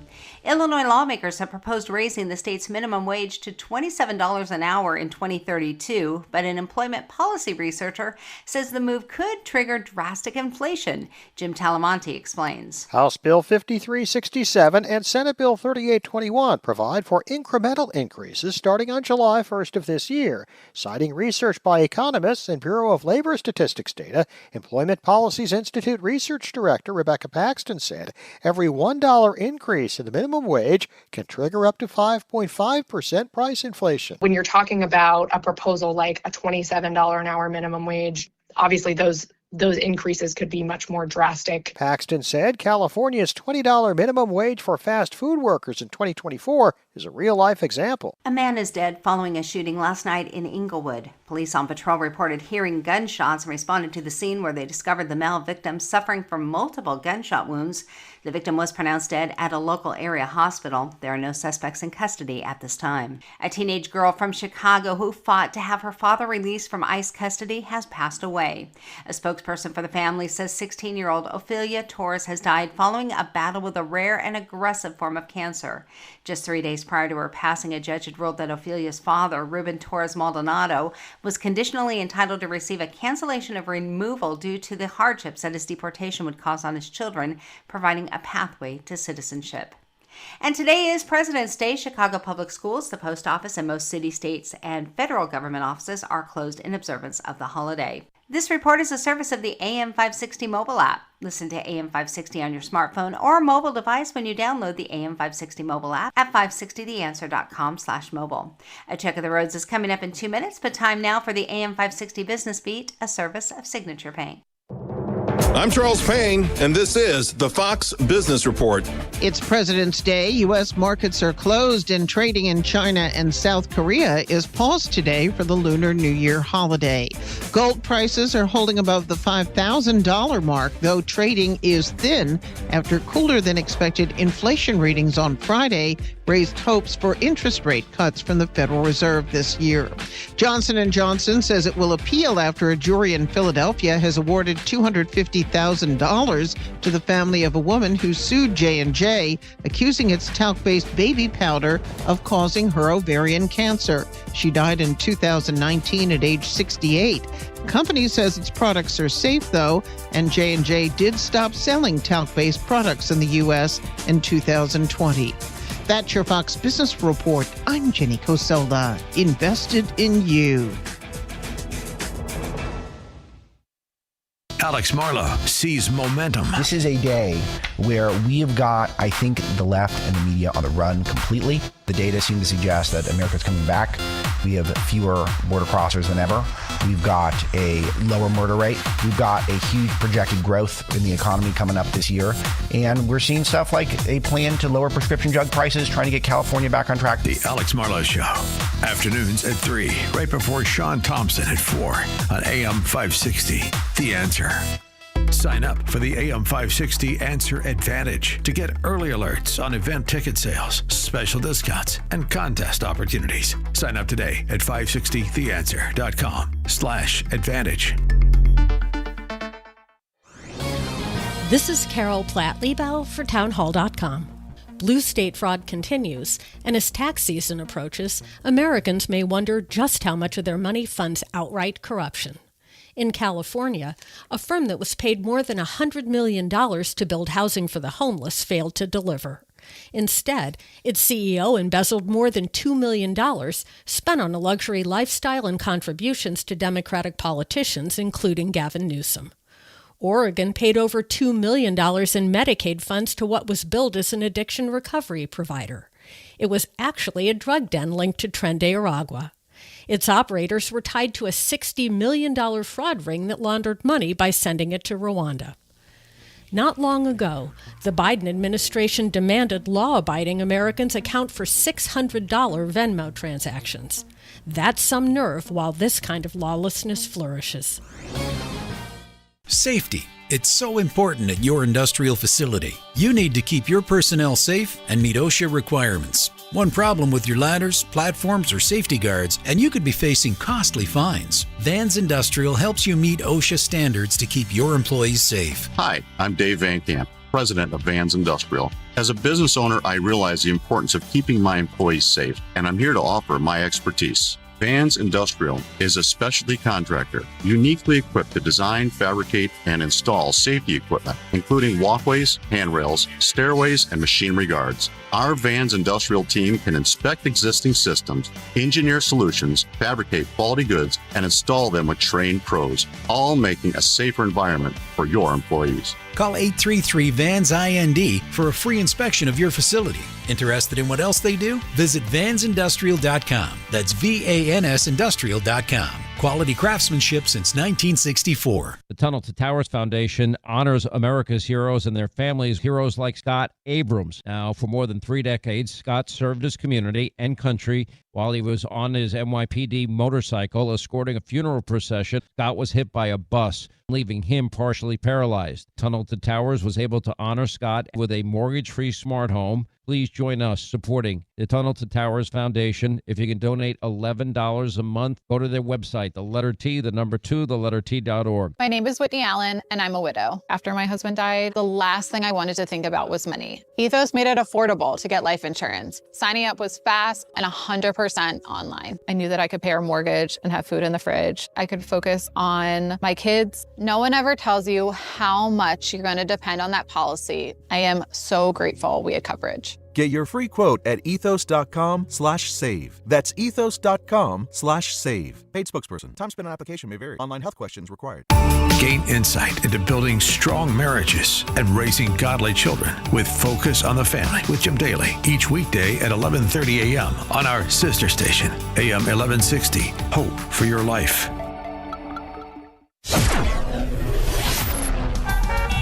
Taking a look at the roads from the Team Hochberg Traffic Center, I'm Jane Klaus. On the expressways, inbound Kennedy, moving along just fine. It's only 19 minutes into downtown from O'Hare. Outbound side tight, Montrose to Sayre. It'll take you 30 minutes out to the airport. Inbound Eisenhower, you're looking at a medical emergency on the off-ramp to the outbound Ryan, causing a slowdown there. Inbound Stevenson, you've got your normal slow pocket, Ashland to the Dan Ryan, but the travel time just 17 from the Tri-State to DeSable Lakeshore Drive. On the outbound Ryan, you've got a stall in the local lanes, blocking a left lane at 43rd Street. And on your tollways, southbound Tri-State's got a crash on the off-ramp to Route 132, and there's another crash on the southbound Tri-State between Milwaukee Avenue and Belvedere Road, blocking a lane and causing delays. Traffic is a service of Steiner Homes. Building homes is more than a business, it's a calling. Family owned and dedicated to building custom homes with care, integrity, and craftsmanship you can trust. Visit SteinerHomesLTD.com. Northwest Indiana's leading home builder, Steiner Homes. Love where you live. Chicago's Morning Answer continues next, but now the latest forecast from the Air Right Heating and Cooling Weather Center. Today will be warm with the temperature reaching a record-breaking 65 degrees, surpassing the previous record of 58 set back in 1921. Expect a mix of clouds and sun throughout the day with breezy conditions in the afternoon. Tonight will be partly cloudy with a low of 40 degrees. I'm meteorologist Jason Caterina on AM 560, The Answer. Get the latest weather, traffic, and news updates online at 560theanswer.com. Now, from the Signature Bank Studios, this is Chicago's Morning Answer with Dan Proft on AM 560, The Answer.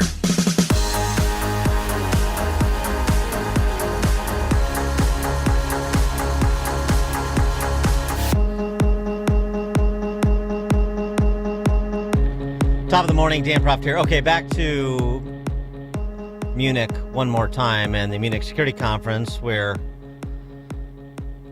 Hillary Clinton presided over a panel on the fundamental rights of women. And of course, the topic turns to the fundamental rights of women. You want to enlist Congresswoman Tim McBride. He goes by Sarah in Congress, the first openly trans member of Congress, hailing from Delaware. This is what he had to say about the fundamental rights of women. There is no question in the United States that after decades of historic progress on gender equality writ large, and specifically more recently on LGBTQ rights, that we are facing, as you mentioned, a well-organized, well-funded, right-wing regressive movement. And they really have placed trans people at the center of that effort, but we should be clear that the consequences of this anti-trans effort, not only out of proximity, but out of intentionality, will include consequences for women of all backgrounds. Because at the end of the day, transphobia, homophobia, misogyny, and sexism are all rooted in the same prejudice. The belief that one perception at birth should dictate who you are, how you act, what you do, who you love, and how you dress. And it's why threats toward trans people are threats toward all women. Well, first of all of those phobias and isms are manufactured. Yes, of course, there are some people that are ignorant and would treat someone badly or would make a threat to someone. That certainly happens. But in terms of this being some organized, well-financed attack on the trans community, it's just nonsense. It's disagreement. It's disagreement. It's disagreement that somebody who's a man can magically turn into a woman by saying he is one. That's all. And, strange bedfellows, there's those so-called TERFs, trans exclusionary feminists, real women, biological women, that agree with me when they wouldn't agree with me on other things. And they might accuse me of being a misogynist because I'm pro-life and so on and so forth. But on this, they're not in Tim McBride's camp, interestingly enough. So, of course, it's a little bit more complicated than as presented. But what is one to do when one has such a weak intellectual argument, but to claim victim status? And so that's the running thread between all of those who claim to be targeted by a systemic shadow group of people that have particular phobias and isms, with a very flimsy evidence to support such a claim. Someone else who might have a different opinion than Mr. McBride on the topic is Soren Eldako. She is an ambassador for the Independent Women's Forum, and she has a case before the Texas State Supreme Court on what happened to her at the hands of the medical community. This comes on the heels of that settlement in a New York case where a young woman who was trans and believed she was led down a primrose path by some of the medical professionals, more focused on advancing ideology than acting in the best interests of their patient. Multi-million-dollar settlement there that is opening up real discussion and possibly more litigation, and certainly has the lawyers at children's hospitals encouraging pullback. In addition to Trump's executive orders, now the litigation encouraging pullback from what I would describe as the mutilation of children. Well, that's what happened to Soren, and she joins us now to discuss it. Thanks for being with us. Appreciate it. Thanks, Dan. So, it's a tough op-ed to read that you wrote in the Wall Street Journal, and appreciate that you did. But just tell us your story. Yeah, when I was 11, I discovered trans identity in chat rooms online, on forums that were designed for art, but it ended up being more about the role play of identity. And by age 15, I had this identity affirmed by a medical professional that convinced certain family to take that my depression and such was actually a product of this transgender identity and not dysfunction in my home life. So by 17, I was on the hormones, and 19, I was under the knife. I suffered extreme complications with my euphemistic top surgery, which we better know as mastectomy. And when I had those complications, my surgery team ghosted me, and I had to go to the ER and be treated by breast oncology. So that's the beef of my story. But about 6 months after that, I detransitioned. I realized there were better ways to live my life, and that I could reclaim some of that abuse from the medical system, treat myself a bit better. I mean, just in terms of, how you got, as you say, you got sort of pulled into the chat rooms and this sort of identitarian political dynamic that, that's still afoot, but perhaps was more pronounced then. And the family situation, when was it you wanted to seek out medical assistance, and mom and dad or stepdad, just what that dynamic was? Because I think, parents who may be dealing with this or have dealt with this, I just think it's or are thinking about the prospect, what would I do if this happened in my family? Like what that dynamic was, and who was the first mover, and how the medical professionals reacted, those particulars. Yeah, well, my mom and my stepdad, the second they were told that my distress was because I was a boy, obviously had reason for pause. They thought, okay, maybe we thought she would come to us saying that she liked girls, but like the idea that she could be a boy, that wasn't even really mainstream. And so they wanted to stop. They asked my dad and my stepmom, who were freshly in my life, to stop along with them. And those set of parents, they started taking me to support groups where they were convinced that the thing to do was to facilitate this transition, purchasing me binders, and eventually through getting me cross-sex hormones. So I think that the dynamic certainly was a little bit tense just between those two sets of parents, and with me obviously wanting to decide with these parents in particular who didn't know me growing up. But I think my mom and my the ones who knew they had the right idea that most people grow out of this, by the end of puberty too, by the time that they're ever 18 and able to make these decisions on their own. So did you first say you thought you were a boy, or did some doctor, say they told your parents that you were a boy? Who said that to your parents? The doctor did. I was identifying this way with my friends, but I've said this, that it was almost more like a role play identity. It was like cosplay, costumes, and they play pretend, that it was more like a costume that I wore to school. And my friends kind of did that, right? At the same time, I'd wear dresses and flowers in my hair. It was really just a diffuse identity. The doctor said it to my parents first. And again, you wrote in your piece something that I've heard a lot, which is, a generation earlier, you'd just been considered a tomboy and nobody would have said anything, but people are whipped up with this ideology. So you're what age when the doctor tells your parents that you're really a boy trapped in a girl's body? I was 15 then. You're 15. And so then you have a quote unquote expert medical professional. And so did that get them, combined with what you thought was happening, the depression you said you were going through, did that get them to then okay the puberty blockers and put you on this road to the double mastectomy and the complications? For my dad and my stepmom, for my mom and my stepdad, the ones who raised me, they continued to want to pause. But my dad and my stepmom, who didn't know me very well, they I think would have been a lot more cautious had they not had a medical professional pushing them in this direction. I see. Okay, right. I got you. Right. Okay. I got a little confused with the mom and stepdad. And, I know. Yeah. No, I understand. And that's not an unusual dynamic either, which is why this is a really important case. And so I know you're 23 today, right? You're 23 years old? Yes, sir. And so how are you? I mean, just before we get into the legal stuff, how are you doing now?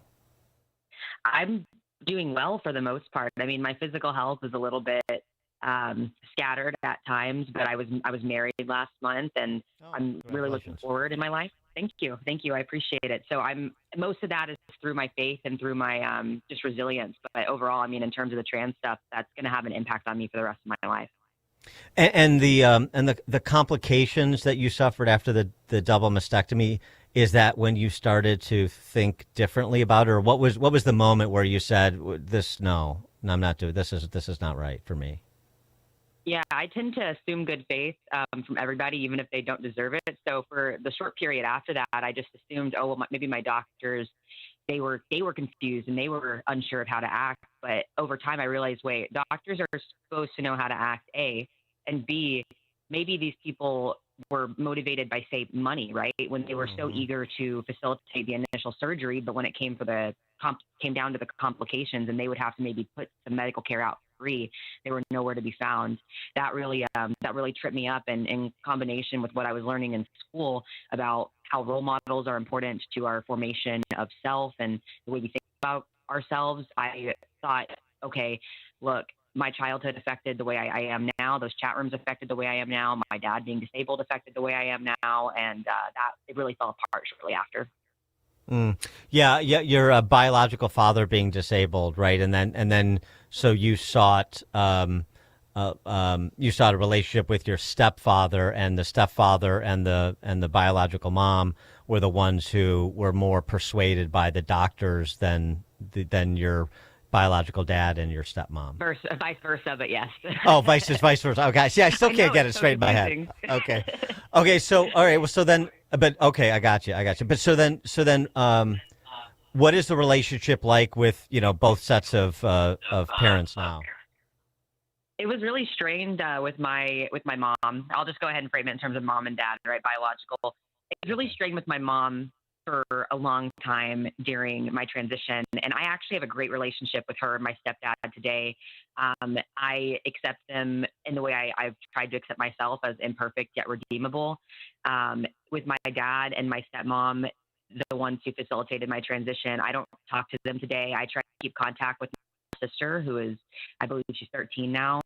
But it's just, I think it's really hard for them to take a step back and sit with the fact that they facilitated this harm. And that's something we're going to have to grapple with as more and more kids come out of transition, right? That the parents are never going to want to, it's not even never going to want, it's going to be really hard for them to realize maybe they caused their kid harm. Yeah, I mean, it's really an important point. We've talked about this before in these cases. We've talked about it with Chloe Cole and others too, where it's just like the parents become almost the zealots with respect to this because they can't bring themselves to admit that they participated in harming their child. And I can understand, why you think you're doing what's in best interest. You want to give people, as you said, the belief that they're starting from a place of good faith, what they think is best for their kids, and they just get tunnel vision. But it's just I'm not surprised to hear that it's very hard for people to admit they made such a horrific mistake because, of course, it did harm to their child. Yeah, it's hard, but so necessary. Yeah. Okay, well, so tell us about this, because this case that you have before the Texas State Supreme Court is really important, too, because part of it will define the term malpractice, because you have a statute of limitations issue with going after the people, the medical professionals that did this to you, and this is being litigated before the Supreme Court there in Texas. So tell us about that. Yeah, well, from our perspective, we have no issue with the statute of limitations, but what's being argued by the defense is that the statute of limitations began when the therapist who authorized my mastectomy wrote the letter. We say that harm couldn't have happened until the surgery, right? A letter alone might have been fraudulent, but it didn't actually cause me harm until I went under the knife. And what's novel about this particular issue is most of the time the harm and the act are the same. If a surgeon leaves an side of you during surgery, it's pretty straightforward. The harm and the act occurred one along with one another. But in the case of a letter and a surgery to authorize, those happen months apart, and the statute of limitations fell somewhere between. Right, and so it's also a novel claim in the sense, although the New York case is somewhat precedential here, in the sense that the surgery was, successfully did what it was designed to do, as opposed to traditional malpractice cases, but it should have never been done, and that's the thrust of the claim, right? Yeah, for the most part. I think what's interesting about my specific situation is, in terms of the letter that authorized the surgery, that you're correct. Absolutely was just standard, quote unquote, for this area of medicine. However, I also suffered complications on top of that related to the fact that they used a drain-free procedure instead of the typical drain procedure we know. Now, these doctors that you dealt with and these institutions, the hospitals you dealt with, are they still doing trans surgeries on minors? Oh, that's hard to say. I mean, I would hope not, right? Because even before the executive orders, we banned it here in the state of Texas in 2023. Right. I know for a fact they're still doing surgeries on vulnerable people. That's actually all the Crane Center where I had my mastectomy. It's all they do.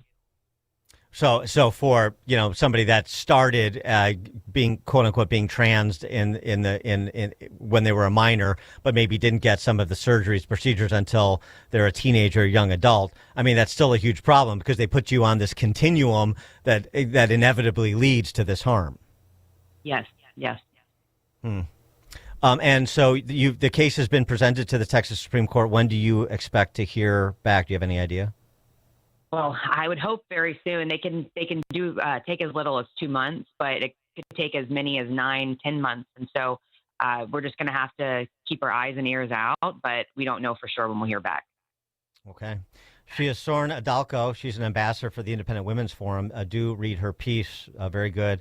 What I Suffer Being Transgender, Wall Street Journal. I'll post it on X as well, and we'll be following her case. Soren, thanks so much for joining us, and good luck before the Texas State Supreme Court. Thanks, Dan. And Soren joined us on Chicago's Morning Answer. This is the morning show more Chicago radio listeners are choosing. This is Chicago's Morning Answer on AM 560. The Answer. Hello, can I have your attention, please? My name is Hugh McKenzie, and I'm a devout listener of The Answer. They have partnered with Food for the Poor consistently for the last few years. In the past, I've always wanted to participate, but unfortunately never had the extra cash at the end of the year to do so. But last weekend, I received the mail, and there was a bonus check for $2,500 from Mack Truck for selling commercial vehicles. I decided that I was all in. As I mentioned, I sell commercial vehicles. Everything from Mack, Volvo, Hino, Isuzu, new and used. I've been selling for over 30 years in the Chicagoland market. Call me at 630-918-9534 or check me out on the web. Google my name, Hugh McKenty, and Hugh is spelled H-U-G-H, McKenty is spelled M-C-K-E-N-T-Y. All right, thank you very much for your time. To contact Hugh McKenty, search Hugh McKenty on LinkedIn or call 630-918-9534. That's 630-918-9534. Text from 219, wasn't Lurie Children's Hospital all in on the treatments and surgeries? Yes, they were. Yes, they were. You know, all the leading lights, including the Pritzker family. Are you confident your IT systems are rock solid? There could be cracks you don't see. Don't leave your technology to chance. Take the Access One $10,000 challenge to find out. For more than 30 years, Access One has helped businesses strengthen their security, protect their data, and improve resistance to cyber vulnerabilities, all with reliable U.S.-based support. And here's their promise. If their experts can't identify at least one measurable improvement to your IT systems and processes based on NIST or CIS regulations, they will reward your compliance excellence with $10,000. This free confidential risk assessment is available to businesses with 25 to 500 employees, and it's a great way to verify your IT is secure and efficient. No gimmicks, just proven results from an experienced IT partner. Are you ready to put Access One to the test? Why wouldn't you be? Visit access1inc.com/challenge or call 800-654-1555 to schedule your risk assessment today. Again, that's access1inc.com/challenge or call 800-654-1555. Certain conditions apply. See details online.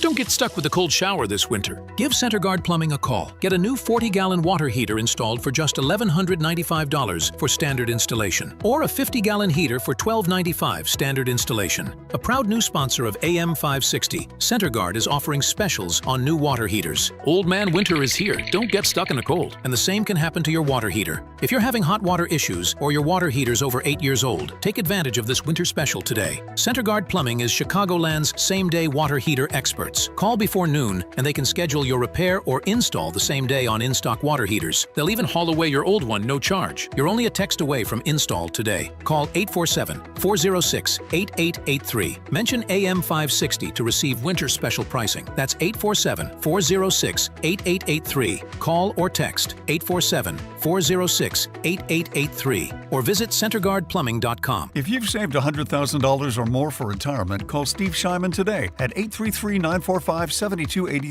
That's 833-WILL-SAVE. 833-WILL-SAVE. Schedule your no-cost, no-obligation retirement review and make sure your plan is built to protect what you've worked so hard to earn. And don't forget to listen to Steve's show, Protecting Your Assets, Saturday mornings at 8 a.m. right here on AM 560. Call now, 833-945-7283. Stay together, please. Who are these people? This is my tour group. Why are you giving tours? Because the Whitley dining table at Penny Mustard reminds me of something you'd see in a museum. It's stunning. Exactly. So I put some velvet ropes around it and started giving tours to see it. Okay, folks, let's keep it moving. The Whitley Dining Table, starting at just $86 a month with no interest till February of 2029 through February 16th at Penny Mustard. 6 Chicagoland showrooms. PennyMustard.com. Hey, it's Scott Jennings inviting you to join me on the unforgettable Gulf of America cruise happening this November 2026. Imagine it, turquoise waters, white sand, beaches, incredible food, and insightful conversations about the future of our great country. Mike Gallagher and I will dive into the issues shaping America as we cruise through some of the most stunning destinations while honoring the 250th anniversary of our nation. Text CRUISE to 94878 or visit scottjenningsshow.com and click the cruise banner to sign up today. AM 560, The Answer.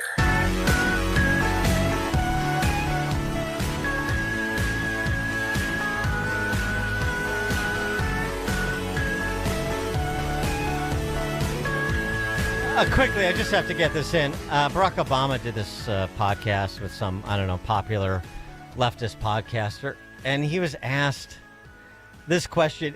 This did not get a follow-up. A former president of the United States saying this and no follow-up question. Are aliens real? They're real, but I haven't seen them, and they're not being kept in, what is it? Area 51? Area 51. There's no underground facility unless there's this enormous conspiracy and they hid it from the President of the United States. Okay. Well, then how do you know they're real if you haven't seen them? I mean, does that require a little bit more digging? Aliens are real. Like little green people? Aliens real? Okay. Let's see if we can do some digging. Coming up at 8:38, how fleeing Californians and others from blue states, perhaps, are turning red states purple or worse. We'll talk to an academic from the University of Arizona about that at 8:38. Now we check the headlines. Good morning. It is 43 degrees here in Chicago on AM 560 The Answer. I'm Stace Keene in the QC Kinetics newsroom. An Illinois state senator is pushing a sweeping change to the state's pension system that would allow public employees to opt out of traditional pensions in favor of a market-based retirement plan. Katrina Barker has the story. State Senator Chris Bolkema described the proposal as an expansion of an option that already exists for university professors in Illinois who currently have access to market-based retirement plans. Number one, you get to call your shots on your money and where it gets invested. And number two, over time, it would have a lot higher returns year over year from a market perspective. And Chicago police have issued a community alert regarding a robber in the Woodlawn area. Police say victims have all connected with the robber through a dating app. Police have described the suspect as a white or Hispanic male, 5'8" to 6 feet tall, weighing 150 to 190 pounds. The suspect wore a black jacket and black pants. This report is a service of AlmostFreeTeeth.com. Think full mouth dental implants are too expensive? Think again, not at AlmostFreeTeeth.com. With medical insurance, you could save thousands and receive your finally affordable dream smile. Check if you qualify today at AlmostFreeTeeth.com. A check of the roads is coming up in 2 minutes on AM 560 The Answer. Hugh Hewitt isn't sure the president has a choice. Because I don't think the Iranians will capitulate. I mean, they could run. They could give up the missiles. I don't believe President Trump is going to get taken by these people. I think they flooded the zone, they being the Pentagon, with all the weapons of war to absolutely crush the regime. I don't think the president has a choice. The Hugh Hewitt Show. Afternoons at 2, right before Alex Marlowe at 3 on AM 560. The Answer. Are you 65 or older and dealing with chronic knee or shoulder pain? You're not alone. At the Joint Relief Institute, we've helped thousands find real relief without surgery. Our non-surgical, FDA-approved treatment uses hyaluronic gel that acts like a cushion between the bones in your knee. As we age, the cushion naturally wears down, causing painful grinding and popping. But our gel restores that cushion, allowing your knee to move smoothly again. Ready to stop the pain and get back to doing what you love? Call the Joint Relief Institute at 708-315-6800. Again, that's 708-315-6800. Move better, live better with JRI. Move better and live better with JRI. Contact the Joint Relief Institute today and get back to doing what you love. Call 708-315-6800 or visit jointreliefinstitute.com. Locations in Glenview, Oak Brook, and Orland Park. Call 708-315-6800. Medicare and most private insurance plans accepted. Reclaim your mobility with the Joint Relief Institute. We all hear the radio ads about the IRS. They tell you to be afraid, to be scared, and they try to frighten you into calling. I'm not here to do that. Tax Relief Advocates is different. TRA is here to tell you that if you owe money to the IRS, whether it's $5,000, $50,000, or $500,000, we have a solution. It doesn't matter if you're sitting in your car, at work, or with your kids. No matter where you are, call now. 800-575-6745. Don't lose hope. TRA can eliminate or reduce what you owe to the IRS. There is zero risk to you. If we can't reduce your tax debt, then you pay nothing. Our passion is taxes and helping individuals fix their IRS problems. We have a 5-star rating on Google and Yelp and an A+ with the Better Business Bureau. You don't need to be afraid of the IRS any longer. End your tax nightmare today by visiting us online at TRA.com or call 800-575-6745. That's 800-575-6745. Tax Relief Advocates. Real solutions for real people. Signature Bank is Chicago's fastest growing independently owned business bank, a bank where relationships still matter. I'm Dan Proft, and I know this because Signature Bank is my business bank. Hey all, Jim Carr here. I am the owner of Carr Machine and Tool in Elk Grove Village and loyal customer of Signature Bank. As a second-generation owner, I knew I had to shift from operating as an old-school machine shop to what I can proudly say is now one of the fastest-growing aerospace manufacturing facilities in the region. Signature Bank was there every step of the way through our expansion efforts, including financing our new state-of-the-art facility. Their valuable industry expertise and constant communication throughout the construction process made our vision possible. Many thanks to Signature Bank for supporting Carr Machine and Tool. You set the bar high for other banks. Signature Bank helps local businesses succeed. Want to learn how Signature Bank can help turn your business vision into reality? Visit signaturebank.bank. Member FDIC, Equal Housing Lender.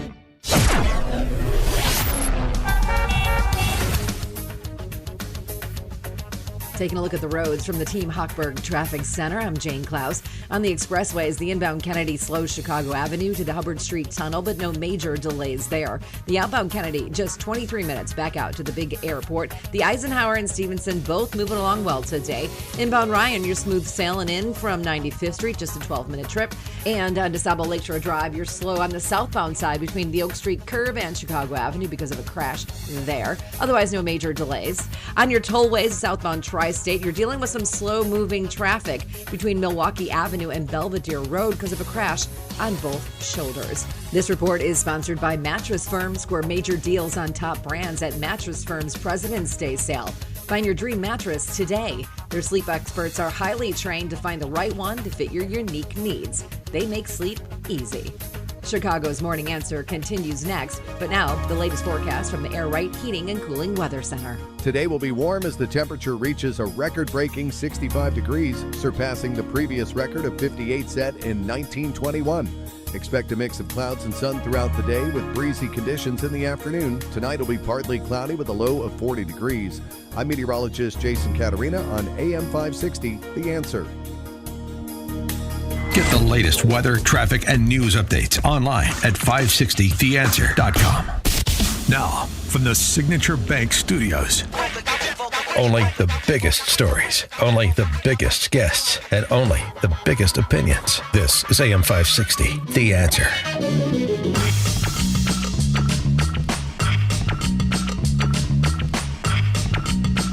Top of the morning, Dan Proft here. I guess when all the Republicans leave and you no longer have a opposition party, you can say things like Governor Patrick Bateman. Well, I guess I'm updating my characterization of Patrick Bateman to borrow from Scott Bessent. Sparkle Beach Ken meets Patrick Bateman. That's Gavin Newsom. He was over in Munich trying to pitch his wares on a global stage, too, show everybody how smart and serious he is, and had this to say about ICE. But I want to remember all those images of masked men, the secret police, something familiar in Germany. That drew a groan even in Munich among all of those globalists in Munich, although he was in Munich, so that's part of it. Germany probably doesn't want to be reminded of that. But the typical Nazi comparison that you hear from people that are or believe themselves to be completely insulated from political repercussions, and with an eye towards 28 presidential run, where right now in his party, it is a competition to see who can be the most over the top, the most reckless and irresponsible rhetorically in the direction of the boogeymen du jour, Trump and ICE at present. Is the exodus from California, though, what kind of impact is it having on the map? It's just one variable, but it's an important one. Of course, Illinois is a mirror image of that dynamic, but on a smaller scale. About the same per capita, but smaller in gross terms. For more on the topic, we're pleased to be joined by Linda Deno, Associate Dean of Academic Affairs and Administration at the University of Arizona's College of Applied Science and Technology. She penned a piece on the topic with our friend John Yoo, professor at Berkeley Law School. Linda, thanks for being with us. Appreciate it. It's great to be with you, Dan. So I know, California was ground zero for the Dems in doing the remap to offset the remap that was done in Texas. But I also saw there was a ballot initiative, one of the unique things about California, the Citizen Initiative, that cleared the threshold signature-wise for the November ballot that would ask whether or not Californians want a voter ID law at the state level.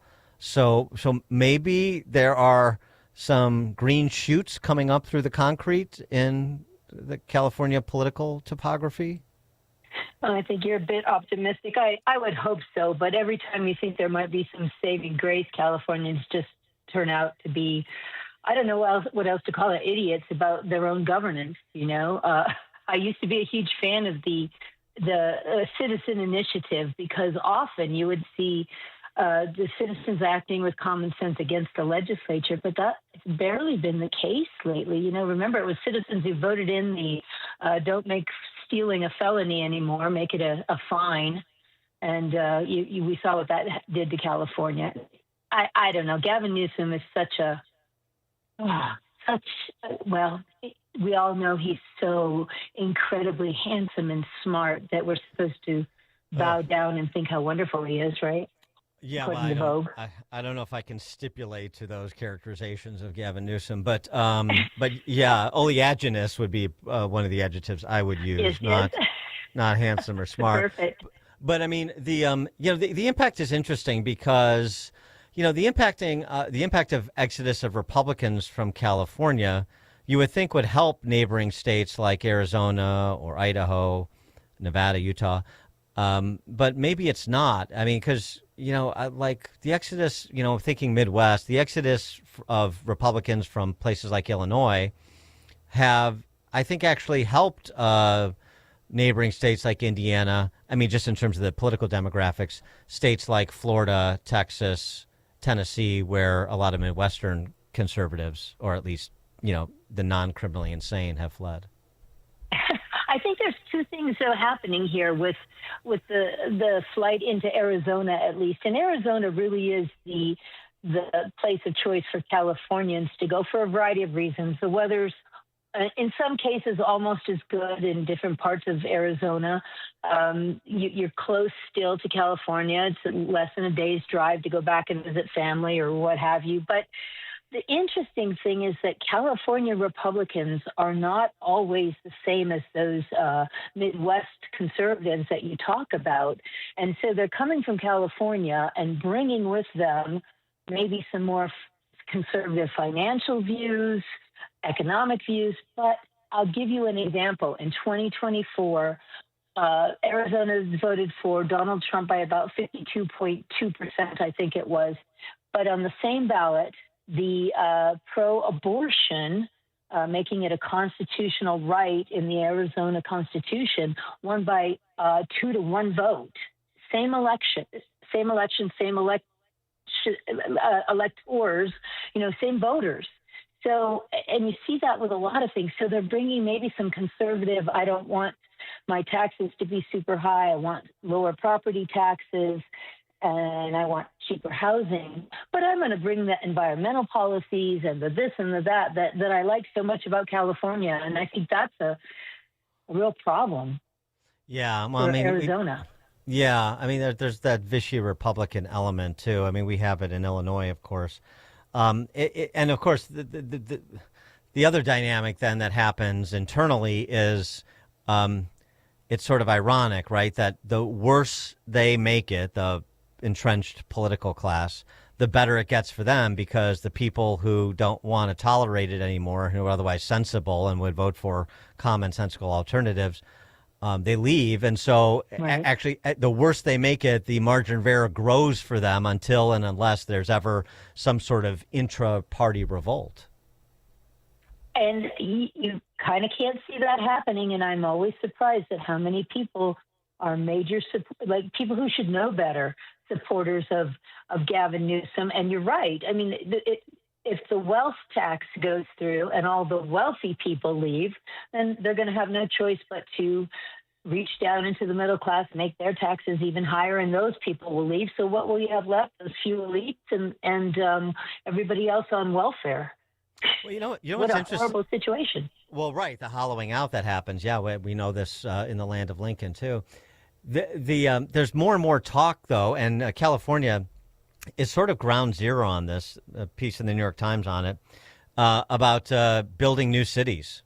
And I know there's a huge project afoot by Silicon Valley types to essentially build, I don't know, like a walled-off enclave within the state of California to sort of like get out of and shed at least some local burdens. And I don't know what the relationship would be to a new city and the state government, but it's just very interesting that this is afoot, that we want to sort of reimagine urban living, but we're going to start from scratch because what constitutes urban living in California is unpleasant. Yeah, that's an interesting concept. The problem is that most of the wonderful places to live in California have already been completely taken over by the left. I don't know where, I didn't see that piece. I don't know where this new amazing city is going to be built, but the regulations that prevent any kind of building are both statewide, and of course they're local too, and a lot of them, the Coastal Commission and whatnot. Yeah, Palisades. Yeah. I mean, you're right. I mean, they're the real Nazis here. I hate to do that because it's so stupid when anybody calls them Nazis, but they're dictatorial policies. And I mean, look at the Paradise Fire, Palisades Fire. Excuse me. Right. I mean, they haven't built a thing. They haven't built a thing since those fires, more than a year ago. They haven't even finished cleaning up there because the regulations are so ridiculous. How can you live with that? Taking years to get a permit just to add an addition to your house, and then of course you do, and it causes your taxes and everything else. It's just, and there's no wonder there's no housing available in California. Well, it's just, this is still a commentary. It's a real indictment on the state and local environment there. Just from the New York Times piece, a group of Silicon Valley moguls are pursuing a proposal to build a city of 400,000 people on top of rolling hills an hour north of San Francisco. At the moment, those hills are occupied by sheep farms and wind turbines, of course. California Forever is the company behind the project. It spent about $1 billion acquiring 70,000 acres of farmland and put forth a plan to build a walkable community with nearby manufacturing and shipbuilding facilities. So they actually want a diversified economic base as well. It's really interesting. And there are other such programs like this afoot, and they actually have the support of pretty well-respected economists like Paul Romer, who's a Nobel laureate at Boston College, Edward Glaser at Harvard. Mm-hmm. They've been talking about these sort of pop-up villages and designing car light or car-free neighborhoods. Like, people want out of these sclerotic governments, and if they want to stay in a state as beautiful as California or Illinois, I would argue, at least they want to do it on their own terms and sort of in their own enclave. It's just interesting because it's definitely a commentary on state government at minimum.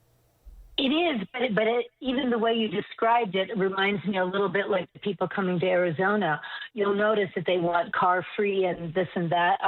I'm a big believer in equation between cars and freedom. I don't mind taking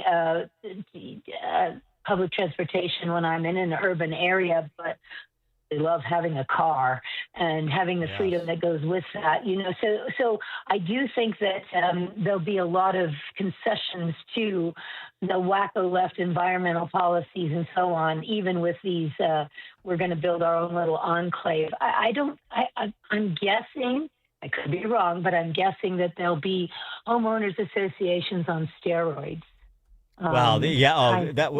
Yes. It's interesting you say that. Talking to a friend of mine who lives who has a place in Sun Valley in Idaho, and he had the police called on him for leaving his Christmas lights up too long. Did you really?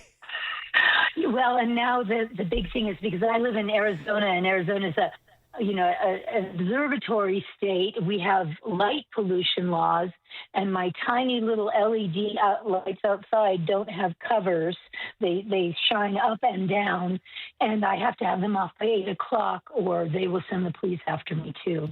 I mean, so that's the thing. I mean, it's almost like something like Stephen King would come up with, but it's like it's not. It's it's not, okay. You can have ordinances or HOA strictures, but I mean, do you have to call the police? Can't you just come over, knock on the door, and say, "Hey, Dan, could you got to turn your Christmas?" There's no, but it speaks to a mentality of the kind of people that are moving in and building new communities and stuff too. Don't think that's going to be utopia if you've got, as you said, that mindset.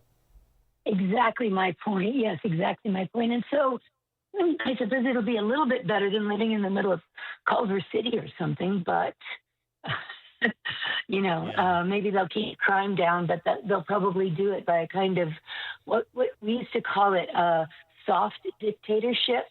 Yeah. Maybe. Well, I hope I'm wrong, but my guess is it'll end up being that way, and people will come in and take it over.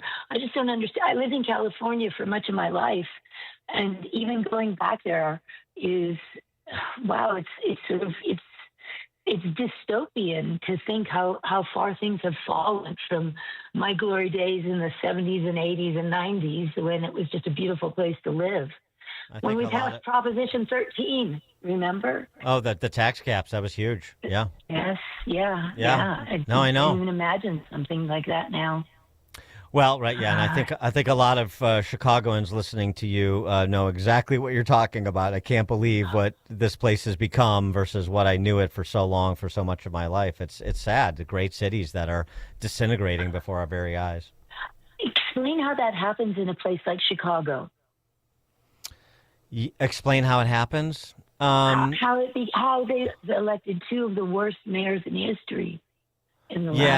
Well, I mean, even the less worse mayors and governors were bad. I mean, they all subscribe to Republicans and Democrats. They all subscribe to, Illinois, Chicagoland and Illinois being a kleptocracy. That the point of politics was to win and hand out the spoils of war, and so you had what one noted columnist here, John Cass, called the bipartisan combine. And the state just started to implode on itself. You squelched out growth and opportunity. You had people that have means looking for greener pastures where they're more dynamic, freer places to live. And then, as the Dem Party moved to a neo-Marxist party that it is now, a revolutionary party, well, the old machine politicians got moved out by the neo-Marxists, and it just accelerated the decline. Right. That's my short answer in terms of what happened over the last 30 years. So. It's a compelling answer. I will tell you that I heard your news or your weather report, and your high today is the same as our high today, which is quite interesting. Well, we got that going for us temporarily. Yeah. for a day or two. Oh, that's wonderful. No, but are we going to be able to turn that around? I'd like to say that I'm doing my part because I actually teach political philosophy, and I explain to my students the difference between capitalism and socialism and communism. But I'm not sure to get that anywhere else. There's probably maybe 10 of us across the whole country trying to fight back on those ideas that you just mentioned, which are driving people. I mean, the idiocy behind the idea of communist policies for their own self-interest is to me, I can't even wrap my head around it. But it doesn't take very long to convince a student that that's really stupid if you get the opportunity, and they just don't have faculty, they don't have professors telling them what's wrong with these stupid ideas that they want to impose on people. That's my editorial comment for the day. No, I mean, it's a salient one. I don't know. I mean, there are just going to be a whole host of people scattered across the country, concentrated in certain places, that are going to have to learn the hard way, and they'll be shocked when these destructive policies visit upon them. It's just the way, it's just the nature of humanity, I'm afraid.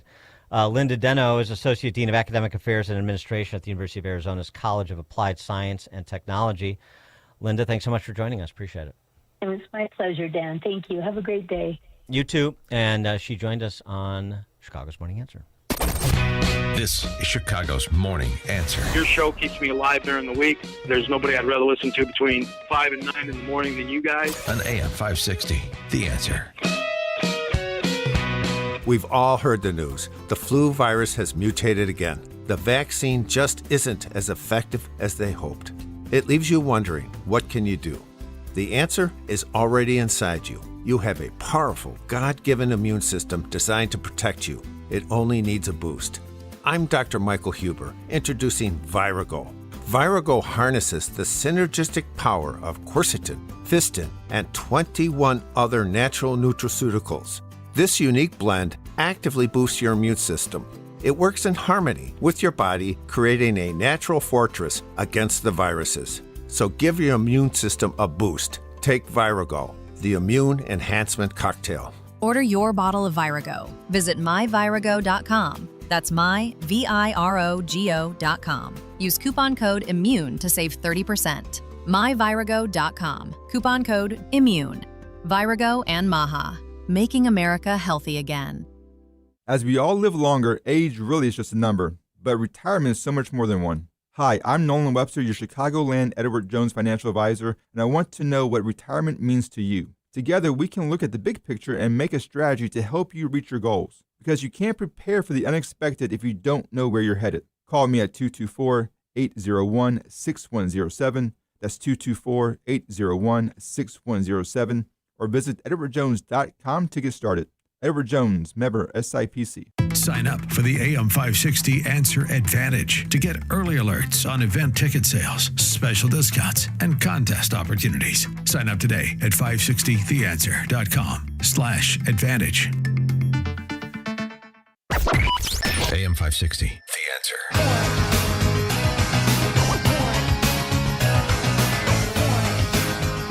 I mean, how about that again? We'll pick this up tomorrow, get your reaction. But I mean, Barack Obama on aliens. A former president. Are aliens real? They're real, but I haven't seen them, and they're not being kept in, what is it? Area 51? Area 51. There's no underground facility, unless there's this enormous conspiracy, and they hid it from the President of the United States. Mr. President, are you married to an alien? Thanks for joining us on another edition of Chicago's Morning Answer. Back tomorrow with more, including more from Obama. He previewed Obamaland opening this June. It's now 9 o'clock, AM 560 WIND. A new message from Savannah Guthrie. I'm Dave Anthony, Fox News. This is in a new Instagram video. To whoever has her mother or knows where she is, adding as the search for Nancy Guthrie is in day 16. We still have hope. And we still believe. There is new DNA evidence being tested from a glove found near the Guthrie home in Arizona. A glove similar to what that man captured on video was wearing around the time of the kidnapping. And now CBS News is reporting that investigators believe the clothing and the mask worn by the suspect in that video was also purchased at Walmart. We know that investigators say they believe the backpack he was wearing was also purchased at Walmart. Investigators say they've been spending a lot of time going through surveillance video from the local Walmarts here in the Tucson area. Fox's Alicia Acuna. Homeland Security is without funding a third day and won't get it until at least next week. With Congress on break, Democrats have blocked it, demanding reform to immigration enforcement that House Minority Leader Hakeem Jeffries tells CBS Face the Nation is unacceptable, unconscionable, and it's un-American. But Republican Congressman Tom Emmer tells Fox they want reforms that frankly protect illegals and criminals at the expense of tax-paying citizens. ICE and Border Patrol operations will continue. They've already been funded in the big, beautiful bill. Iran's foreign ministers in Geneva